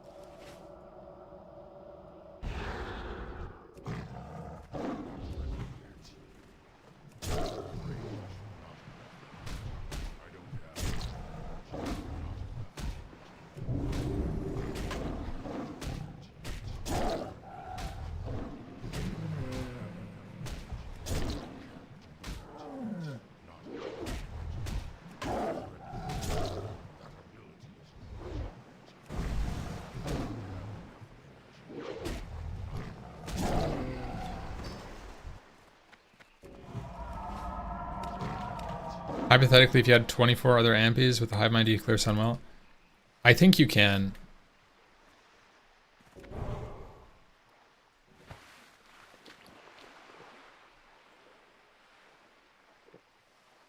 The problem is, does 24 other ampies... okay, the problem isn't, can you clear Sunwell once? If you could spawn in 25 level 70 geared characters that were ready for Sunwell, it would get cleared probably fine. The problem is getting there. Because you can't clear Sunwell unless you have a reasonable amount of tier 6 gear. And you can't clear Illidan without a reasonable amount of tier 5 gear. So the real problem is farming enough tier 5 to kill tier 6 and then maintaining enough of the tier 6 gear that you go gear positive, including random deaths, which will happen. It's not when they do, not if they do. Okay, so you have to assume there's some loss, and it's going to be pretty big. But it's all massively nerfed this time around. I don't think it matters. There's going to be random deaths. And so that's the real problem, is the attrition. It's not a quick death, a wipe on a boss. It's a slow bleed, and it's not fun. And I think that's the problem. I think that's what really happens in TBC Hardcore, and that's why it's not viable. It's because the attrition is too high. That's my analysis of it. I think all of the raids individually are fine. I think you can clear any given raid in a hardcore environment.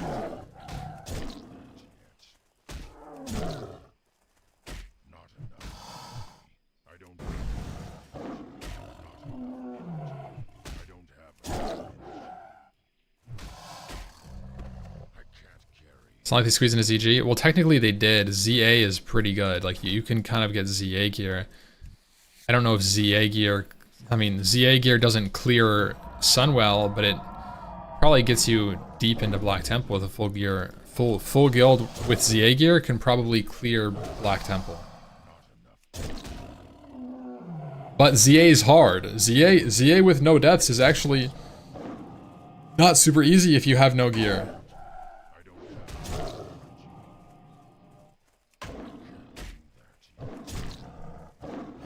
Yeah, we're using the hardcore add-on.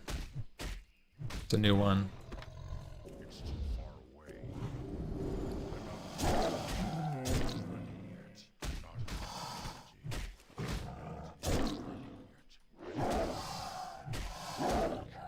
Zeroji's alive, yeah, level 45.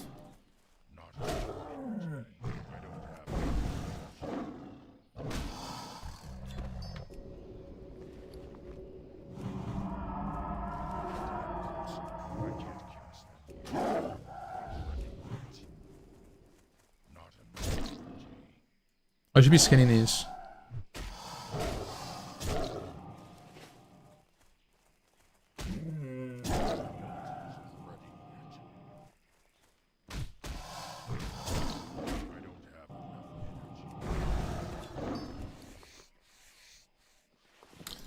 I think, dude, I need to at least use the light leather, maybe. Lost some light leather. I don't even know if I have enough light leather to get to medium. I have 7 stacks, I think. Let's look it up. 1 to 300 leatherworking guide. Ooh, this uses 10 stacks. I might have extra medium though. Maybe I could just swap and use some medium.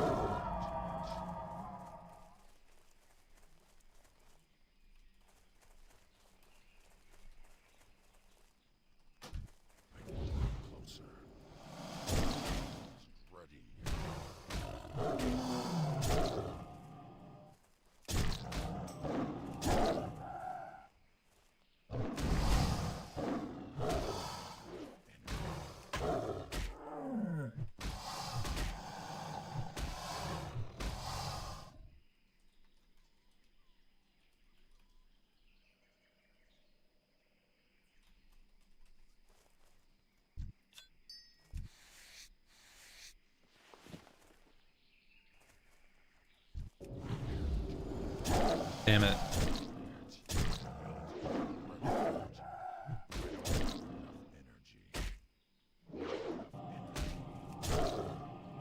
I don't have enough energy.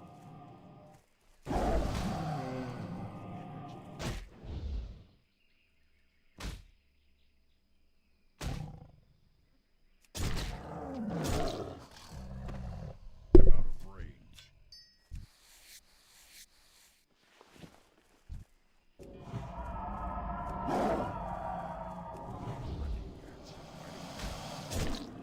Not enough energy. I don't have enough energy. Not enough energy. I don't have enough energy. Enough energy. I don't have enough energy.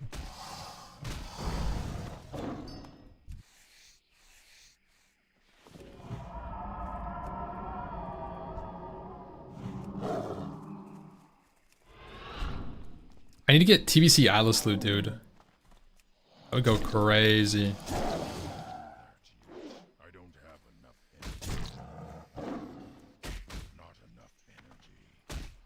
My ability isn't ready yet. Soul of Iron. I need to get closer. Not enough energy. I think it's Undercity in the Apothecary, and then Iron Forge in Halls of Explorers, I think it's called. Range.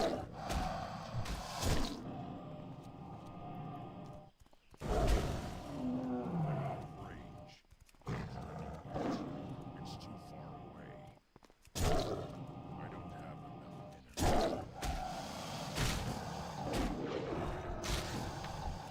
I need to get closer.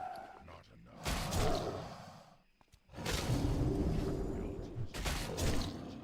I don't have enough. I don't have enough. Not enough.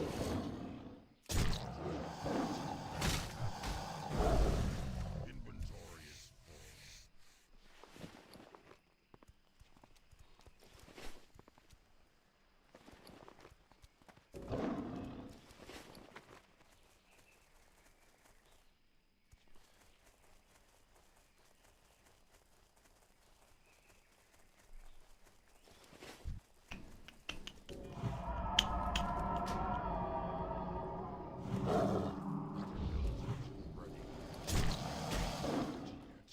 Not enough energy.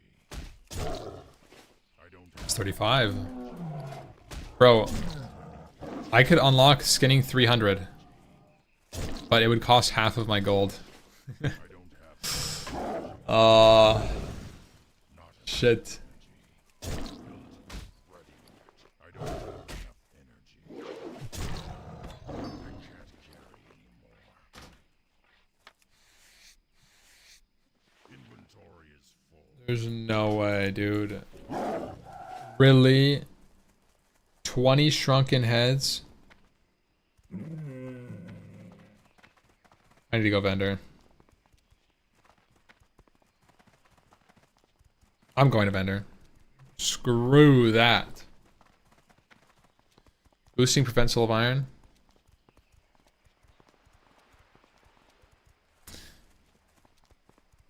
It does. It does if you're playing with the add-on and you want to play with like a guild. Because it would pick it up when you used it if you were using the add-on.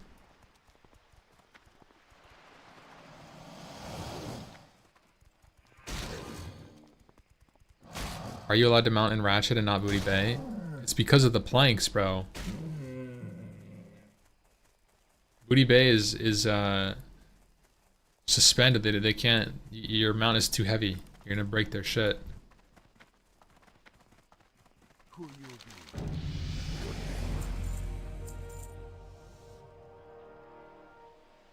I have so much leather in my bags. I don't know what to do with it.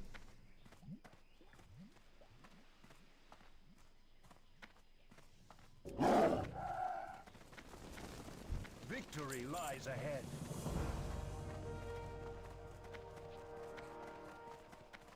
Speak, friend.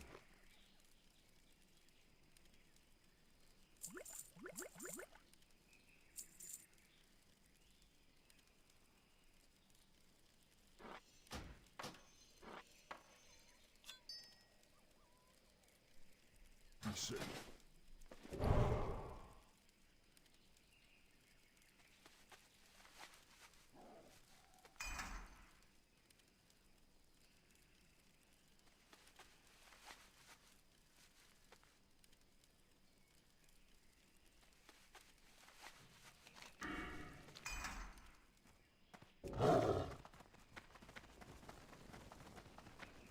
I'm gonna go with this. I think this is actually a really strong talent for sustain. I was thinking maybe I put...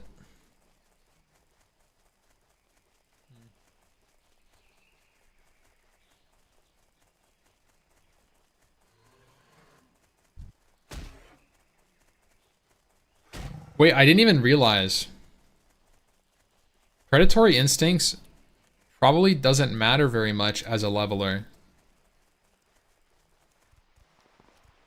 2% crit damage. That's not very good. I mean, like, that's... Yeah, it's a DPS increase.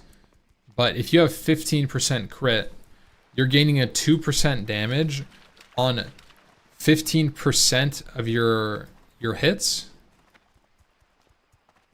If you assume 15% of your hits and they hit for 150%, or is it, no, it's 200%. So it's 30% of your damage. So it's 0.3 times 0.02. So it's a it's a 0.6% DPS increase. It scales to 10%. Yeah, but I'm talking about per point.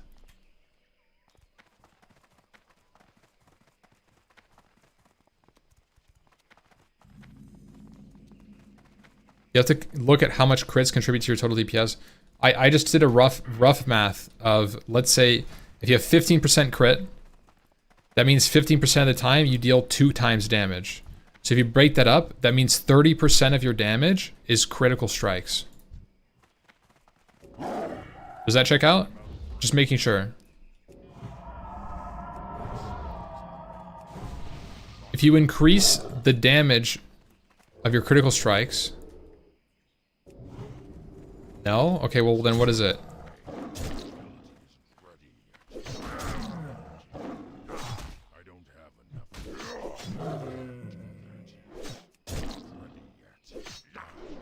It assumes that all attacks you do are crit capable, which they are. What do you mean? Yes. I'm not bleeding. I mean, I'm using a rake, just like 1 rake per mob.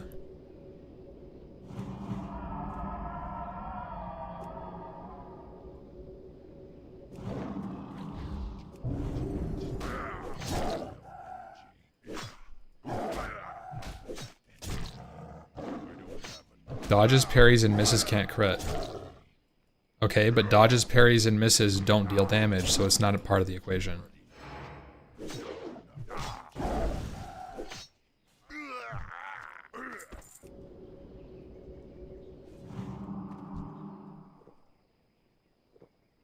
.3 divided by 0.15. What are you getting 1.15?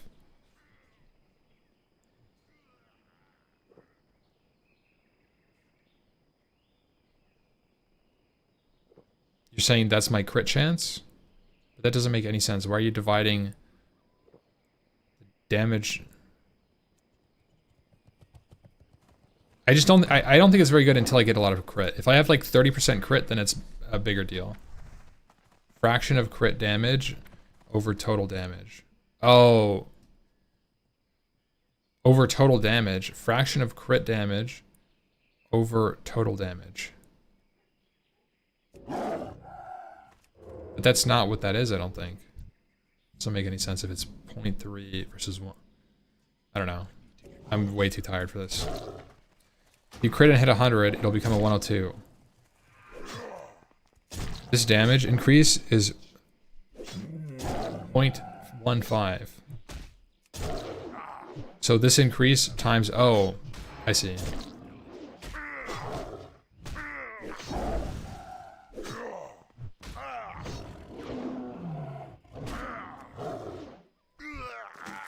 It will double damage 15% of the time, then it doubles that damage. Overall it becomes a 115%. Kind of.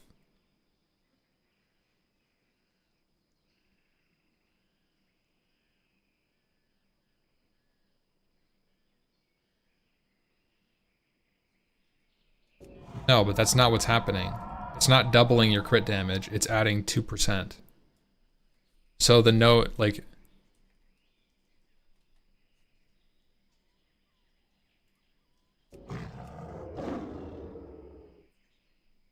Okay. 15%. Cat does 100 DPS. Cat crits 15% of the time. Crits do 2x damage. How much percent of the DPS is critical strikes? Question mark. Okay, so 15% of the time are crits and 85% are hits.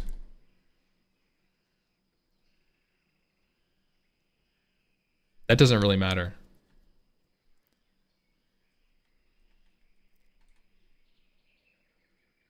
I don't know what to do from here, guys. 15 times 2 equals 30. You assume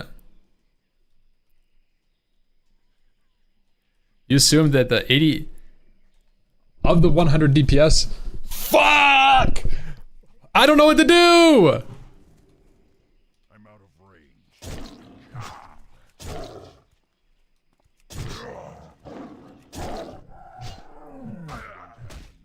Is this gonna be on the test?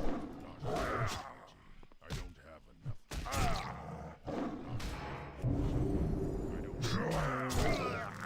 Not ready yet.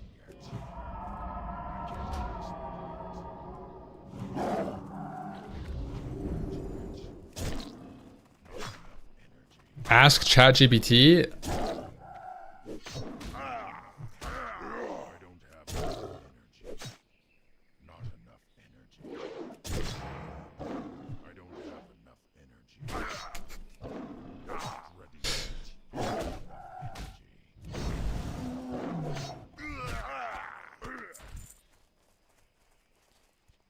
I'm pretty sure. Look. I'm pretty sure. Yeah, I'm pretty sure that you're looking at it. 100 DPS equals crit DPS plus hit DPS. Okay, so 100 DPS equals 0.15 x plus 0.85 y, right?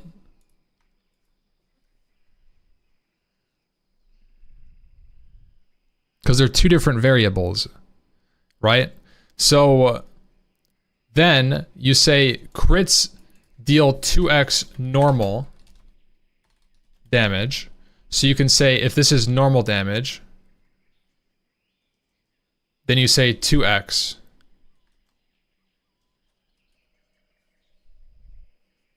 Or did I do it backwards?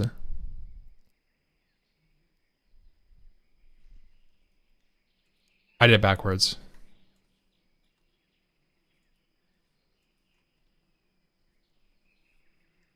Okay. This is torture?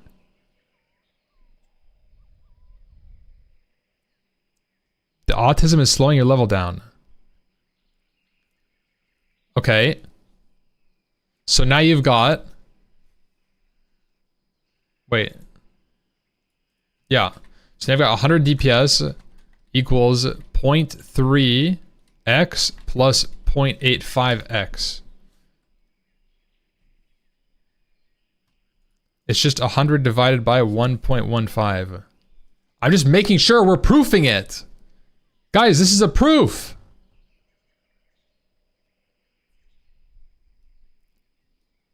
He also didn't say, he said 1 over 1.5. Okay, so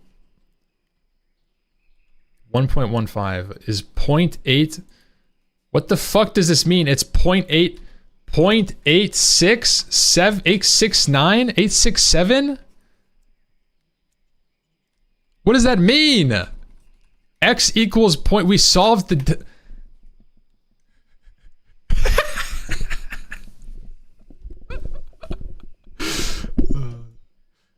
No, it's just random numbers everywhere. Why did we end at 6, 7?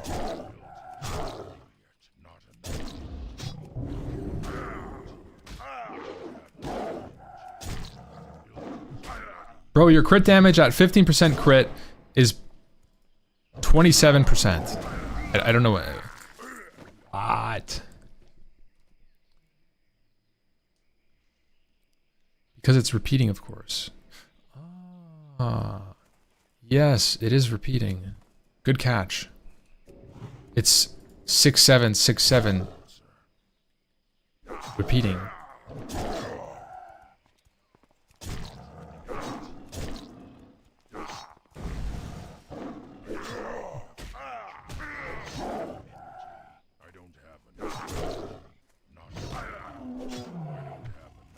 Oh my god, these things do so much damage. Why am I doing this quest?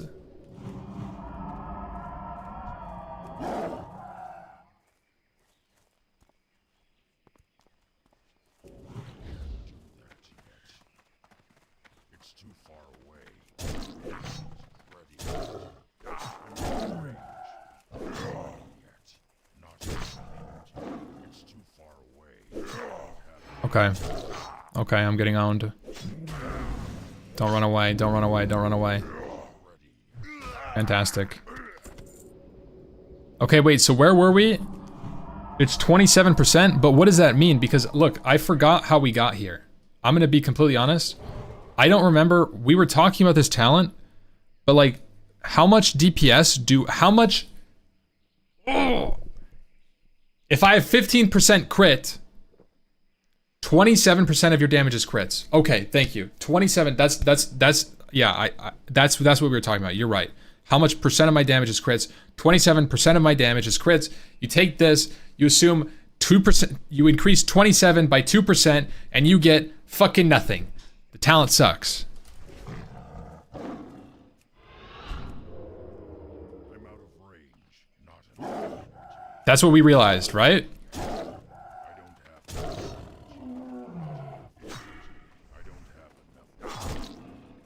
If you hit 100 times, then 15 of those will be crits. So your 100 DPS will consist of 85 hits and 15 double hits. Your crit damage to normal ratio is 30 over 115. Good comms. I remember you said that at the very beginning. He's the guy who knows his math. He's one of the guys in the chat who knows his math. All of you other freaks like me, we don't know it. They had to walk me through it.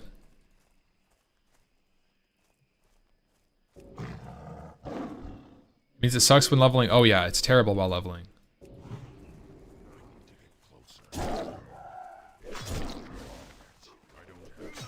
But that's the whole point. That's so like that's something that this so what I was getting to, okay, is that I think I should be taking these base stat increases over crit damage. So I shouldn't be taking points away from these. I should go 5 points, 3 points, 1 point, 2 points, and then fill here until I can get Mangle and just leave the point unclicked and work on Furor right away.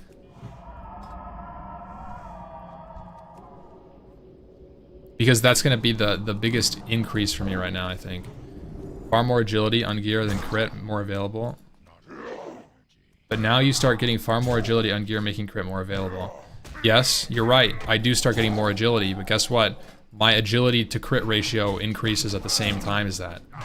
It's an interesting dilemma. Like, yes, you're getting agility on your gear, but your crit stays approximately the same while you level. Like, you're gonna have like 10 to 12% crit.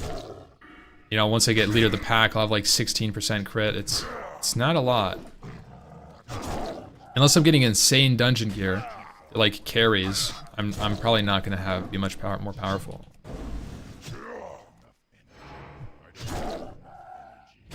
Dude, I take so much damage. I'm not comfortable playing Feral Druid right now against these mobs that are higher level than me. It feels so bad.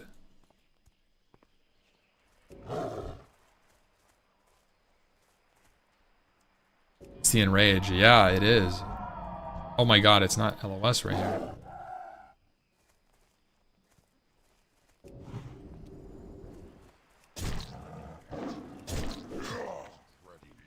I don't have not enough energy.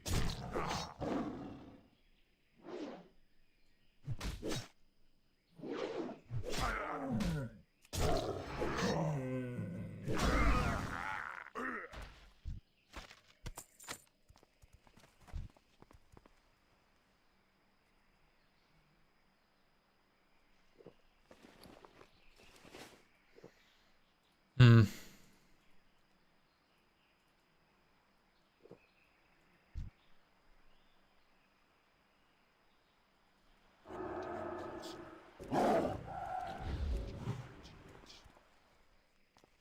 Yeah, we're only doing dungeons with other hardcore characters. That is correct. I don't have energy. I don't have enough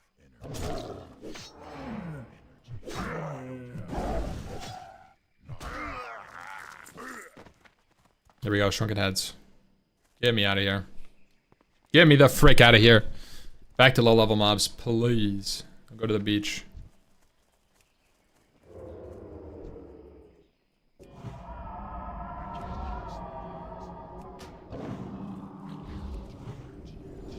don't have enough energy. Not enough. You get 12 more necklaces and 6 more ears.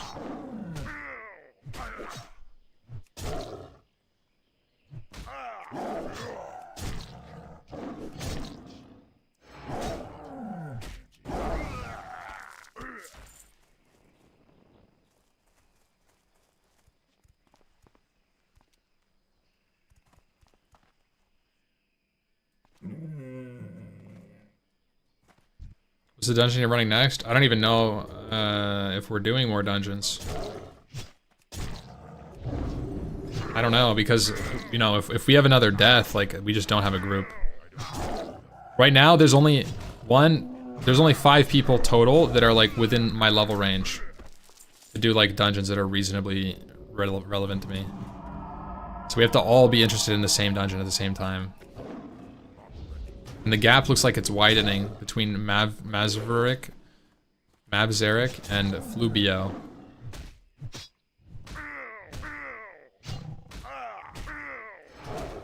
Maxoil? Okay, retail or classic?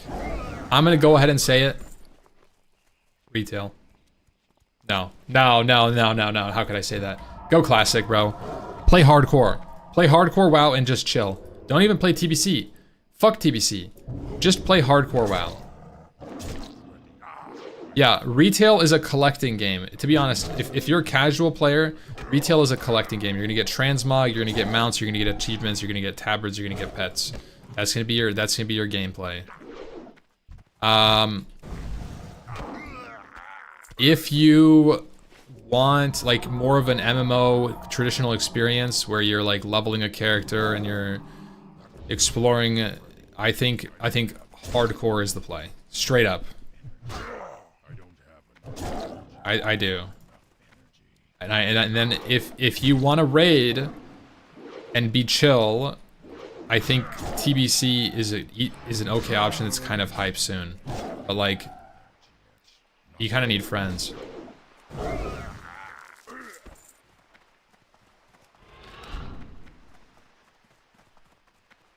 Try to stick over here and maybe find some beach mobs, beach trolls to kill.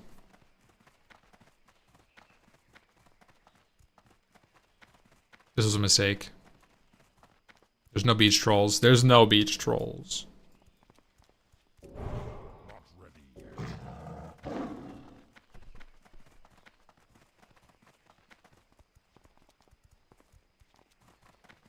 Discovered WoW with hardcore, that was fire, even though I die a lot, 1 to 10. Oh yeah, it's great. It's even better when you die. I'm gonna be on like as a new player, you die, it sucks. If you die early, it's not too bad. And it gives you that sense.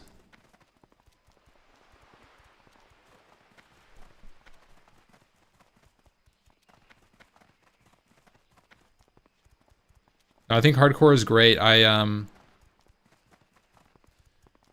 My wife's sister is kind of a casual game player, right? And she was Kilbert. She played in Frontier. And her experience was like leveling and doing professions at the same time, and she seemed to really enjoy it. I think that it's very easy to get into, it's very simple as a game, and it can be as much depth as you want. Really, like, you know, you could be like farming and maintaining blacksmithing on a paladin, just like chilling. Or you could do no professions and just level. And maybe you could do maybe you are interested in doing dungeons and you're like trying to make friends. You know, it's all up to you.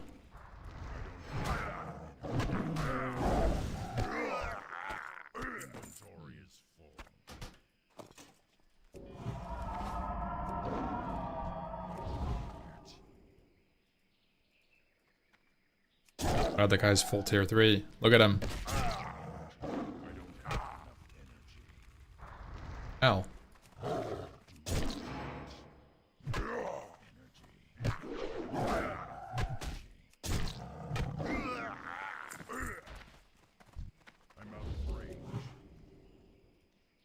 It's too far away. Ability is not ready yet. Not enough energy.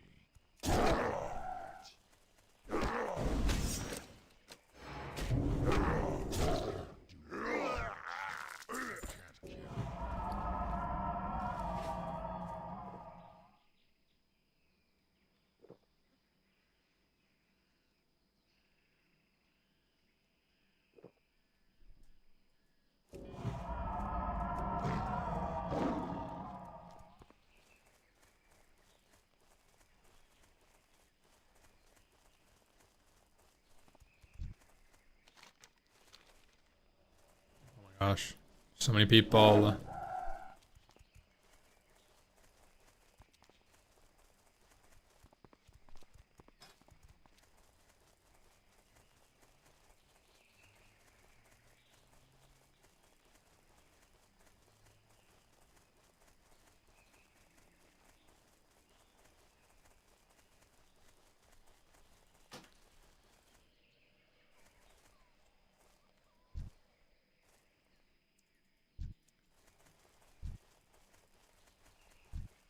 Every level?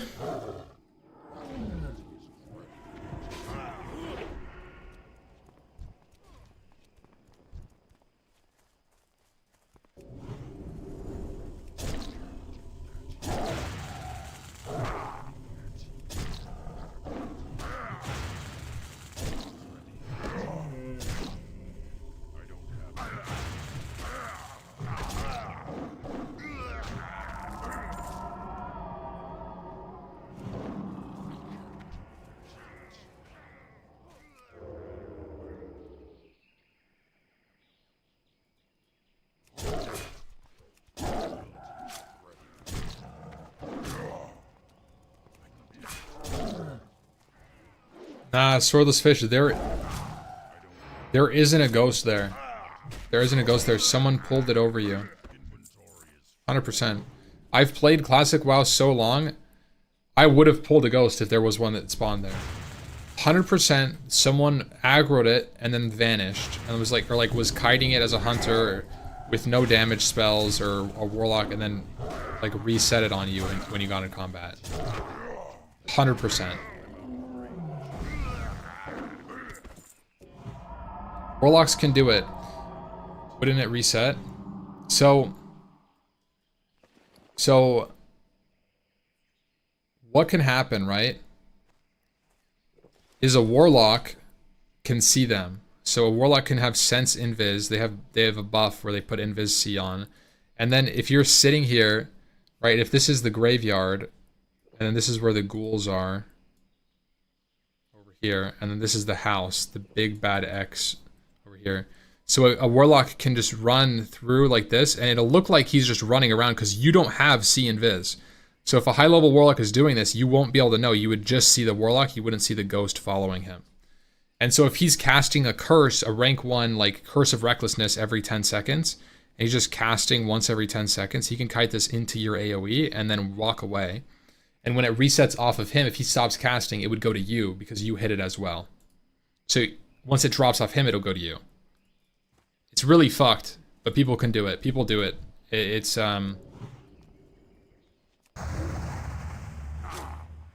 and a spell with 0 threat? Yeah. Yeah.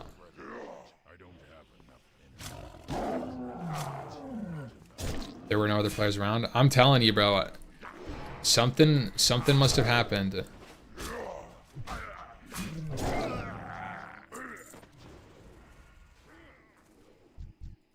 Because I have leveled AoE mages, and I've AoE'd the entirety of that graveyard.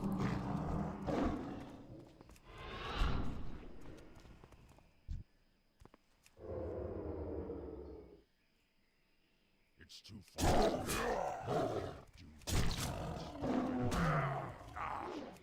Ready yet. Not ready yet.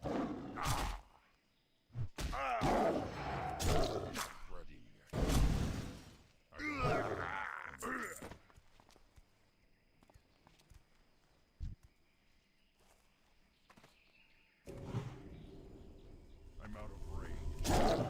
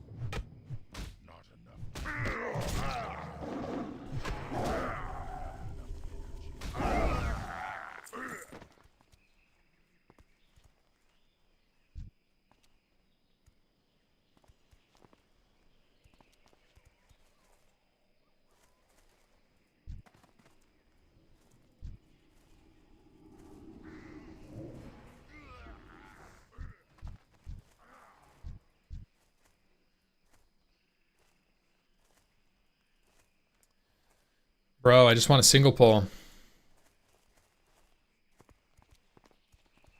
we go.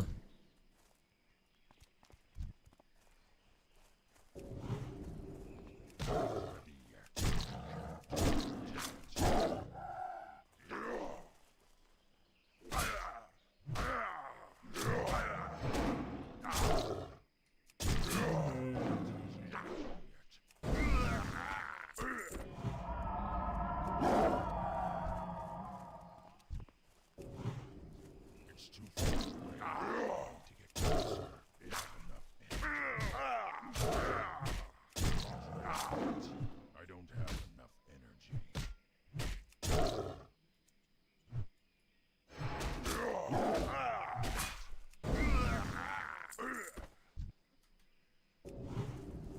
I'm out of range. Yeah, I'm using the hardcore add-on.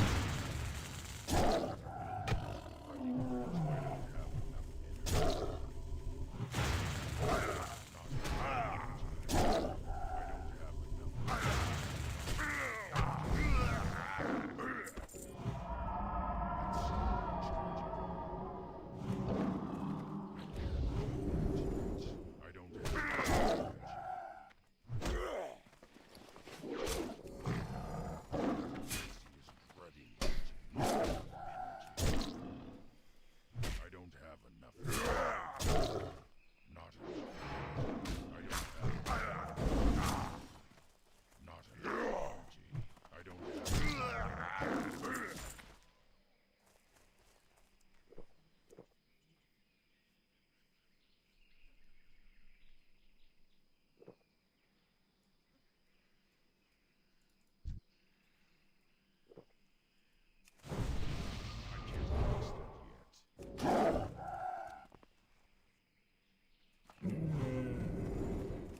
Epic boost or just the 60?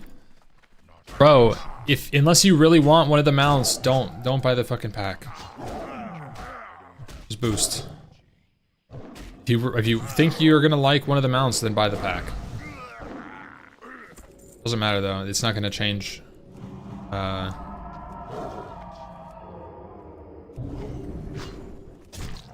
It's not gonna change like your experience. It's purely cosmetic.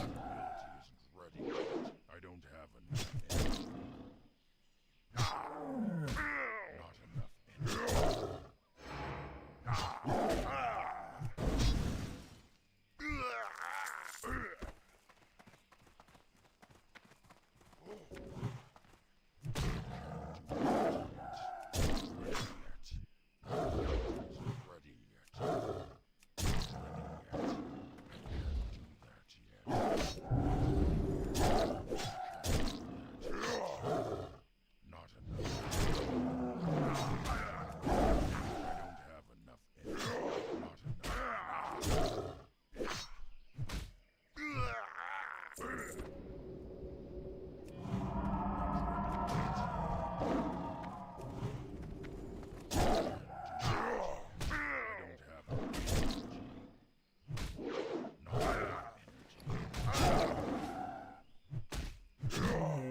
It does save some gold, you're right, it does. It's technically an increase. I don't have enough.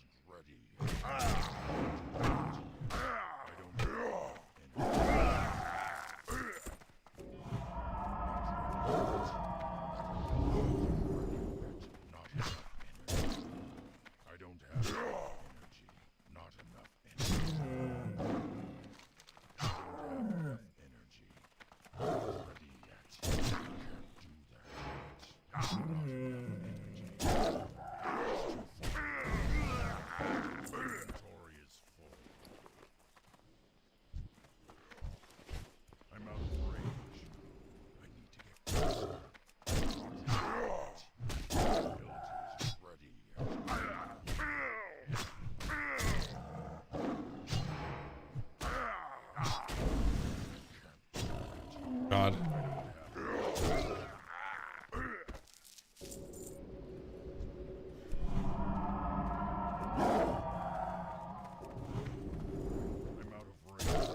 So this whole situation is so sketchy, man. I need more damn. Be a higher level. Playing with like plus level 2 mobs. Level 2 higher mobs is not where melee likes to be.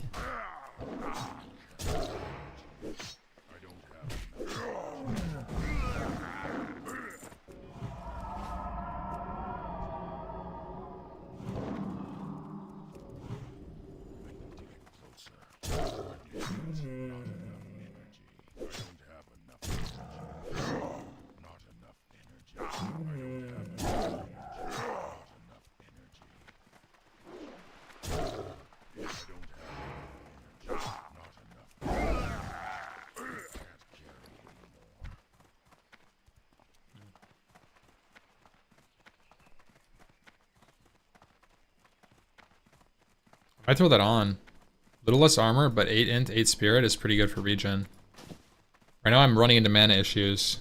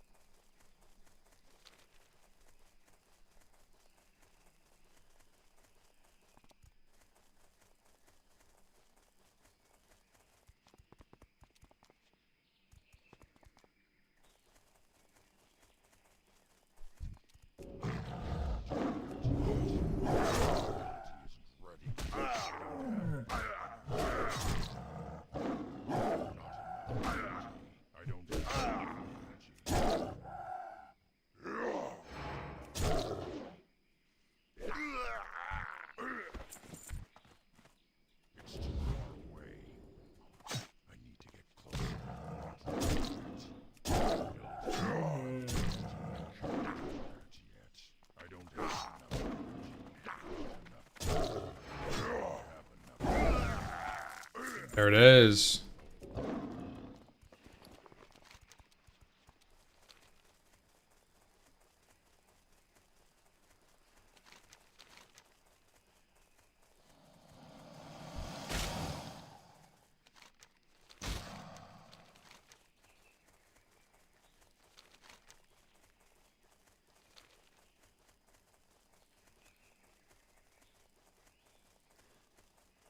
I'm just getting rid of the pages.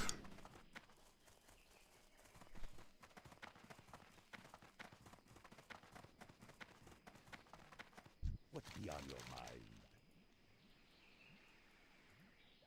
BC. Blood and thunder.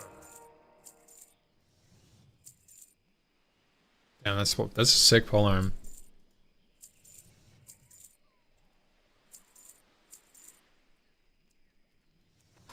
How you doing, man?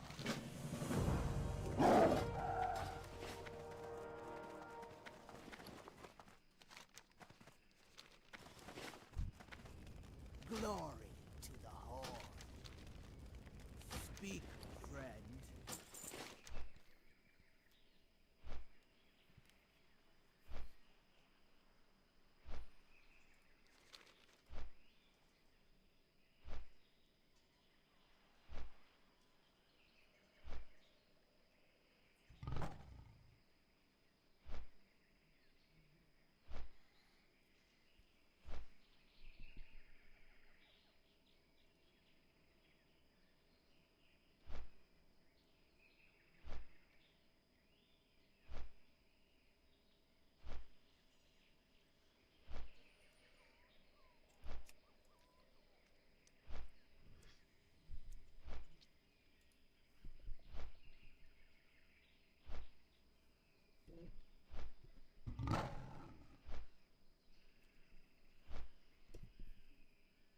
Mage in this TBC hardcore. I have a horde mage on the PvE server, and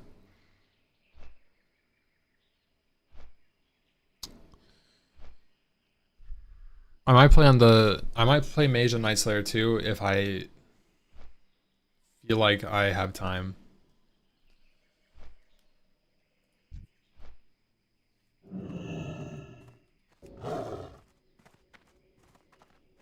What's up? Hurry back! Time is money, friend. Keep it real. Hurry back! Not ready yet.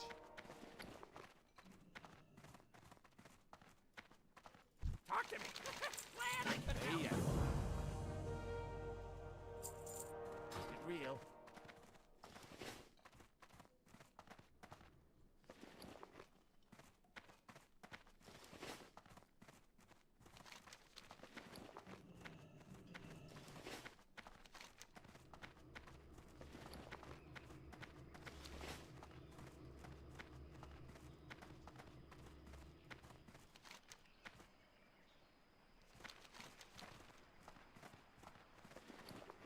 Time is money, friend.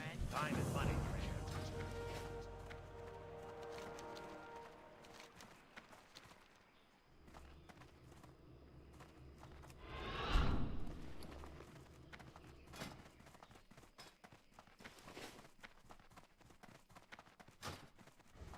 Roll call. For the Horde.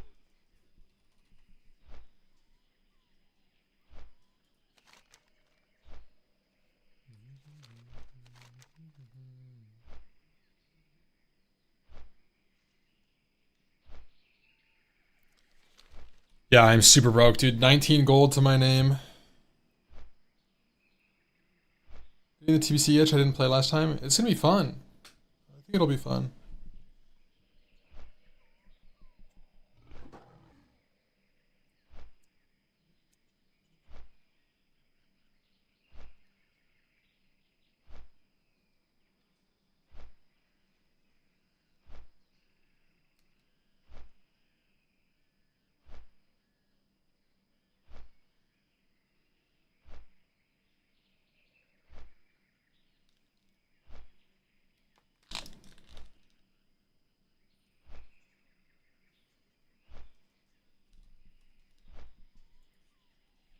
What is that?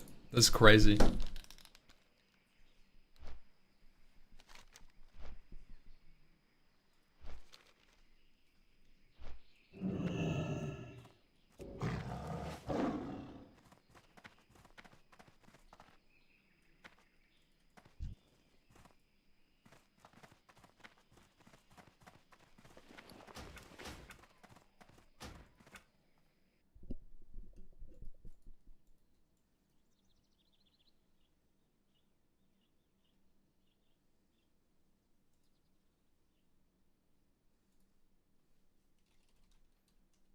All right, guys, I'm going to call it for the day. It was a good sesh. A 13-hour blaster. 35. It's a bit slower than I anticipated. It feels very much like normal classic. But I think it's a bit faster. I mean, it obviously is. 30 to 40 is so bad, man, but it's a slog, but we're working through it. 40 to 60 is a big difference. Yeah. I'm hoping for that to kick in. Tomorrow we're going to be in our 40s. Blood Sprocket will be pretty good too. It's coming up.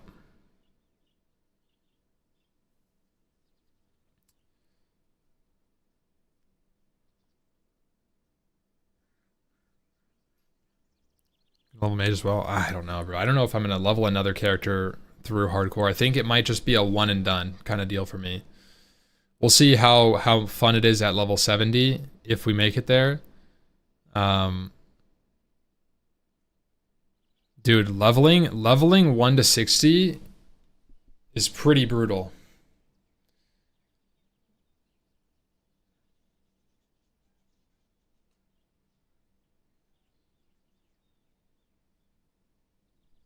I think the problem that I have with it is like let's say we're playing hardcore TBC, right? If I die at 70, I feel like the experience that I had leveling 1 to 60 is the exact experience I would have the second time around.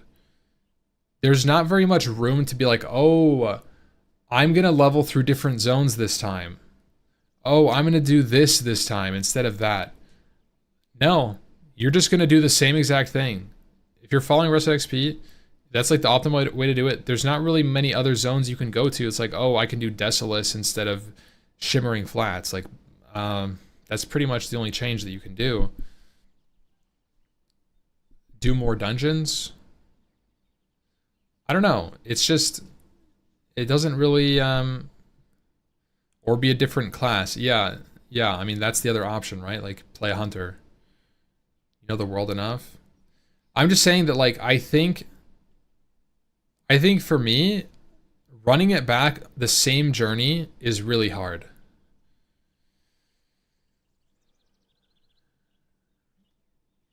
Anyways, I'm done. Thank you for tuning in. I'll be back tomorrow. Hopefully we go 35 to like 45. We just do 10 levels a day. Just go boom, boom, 45, 55, 60.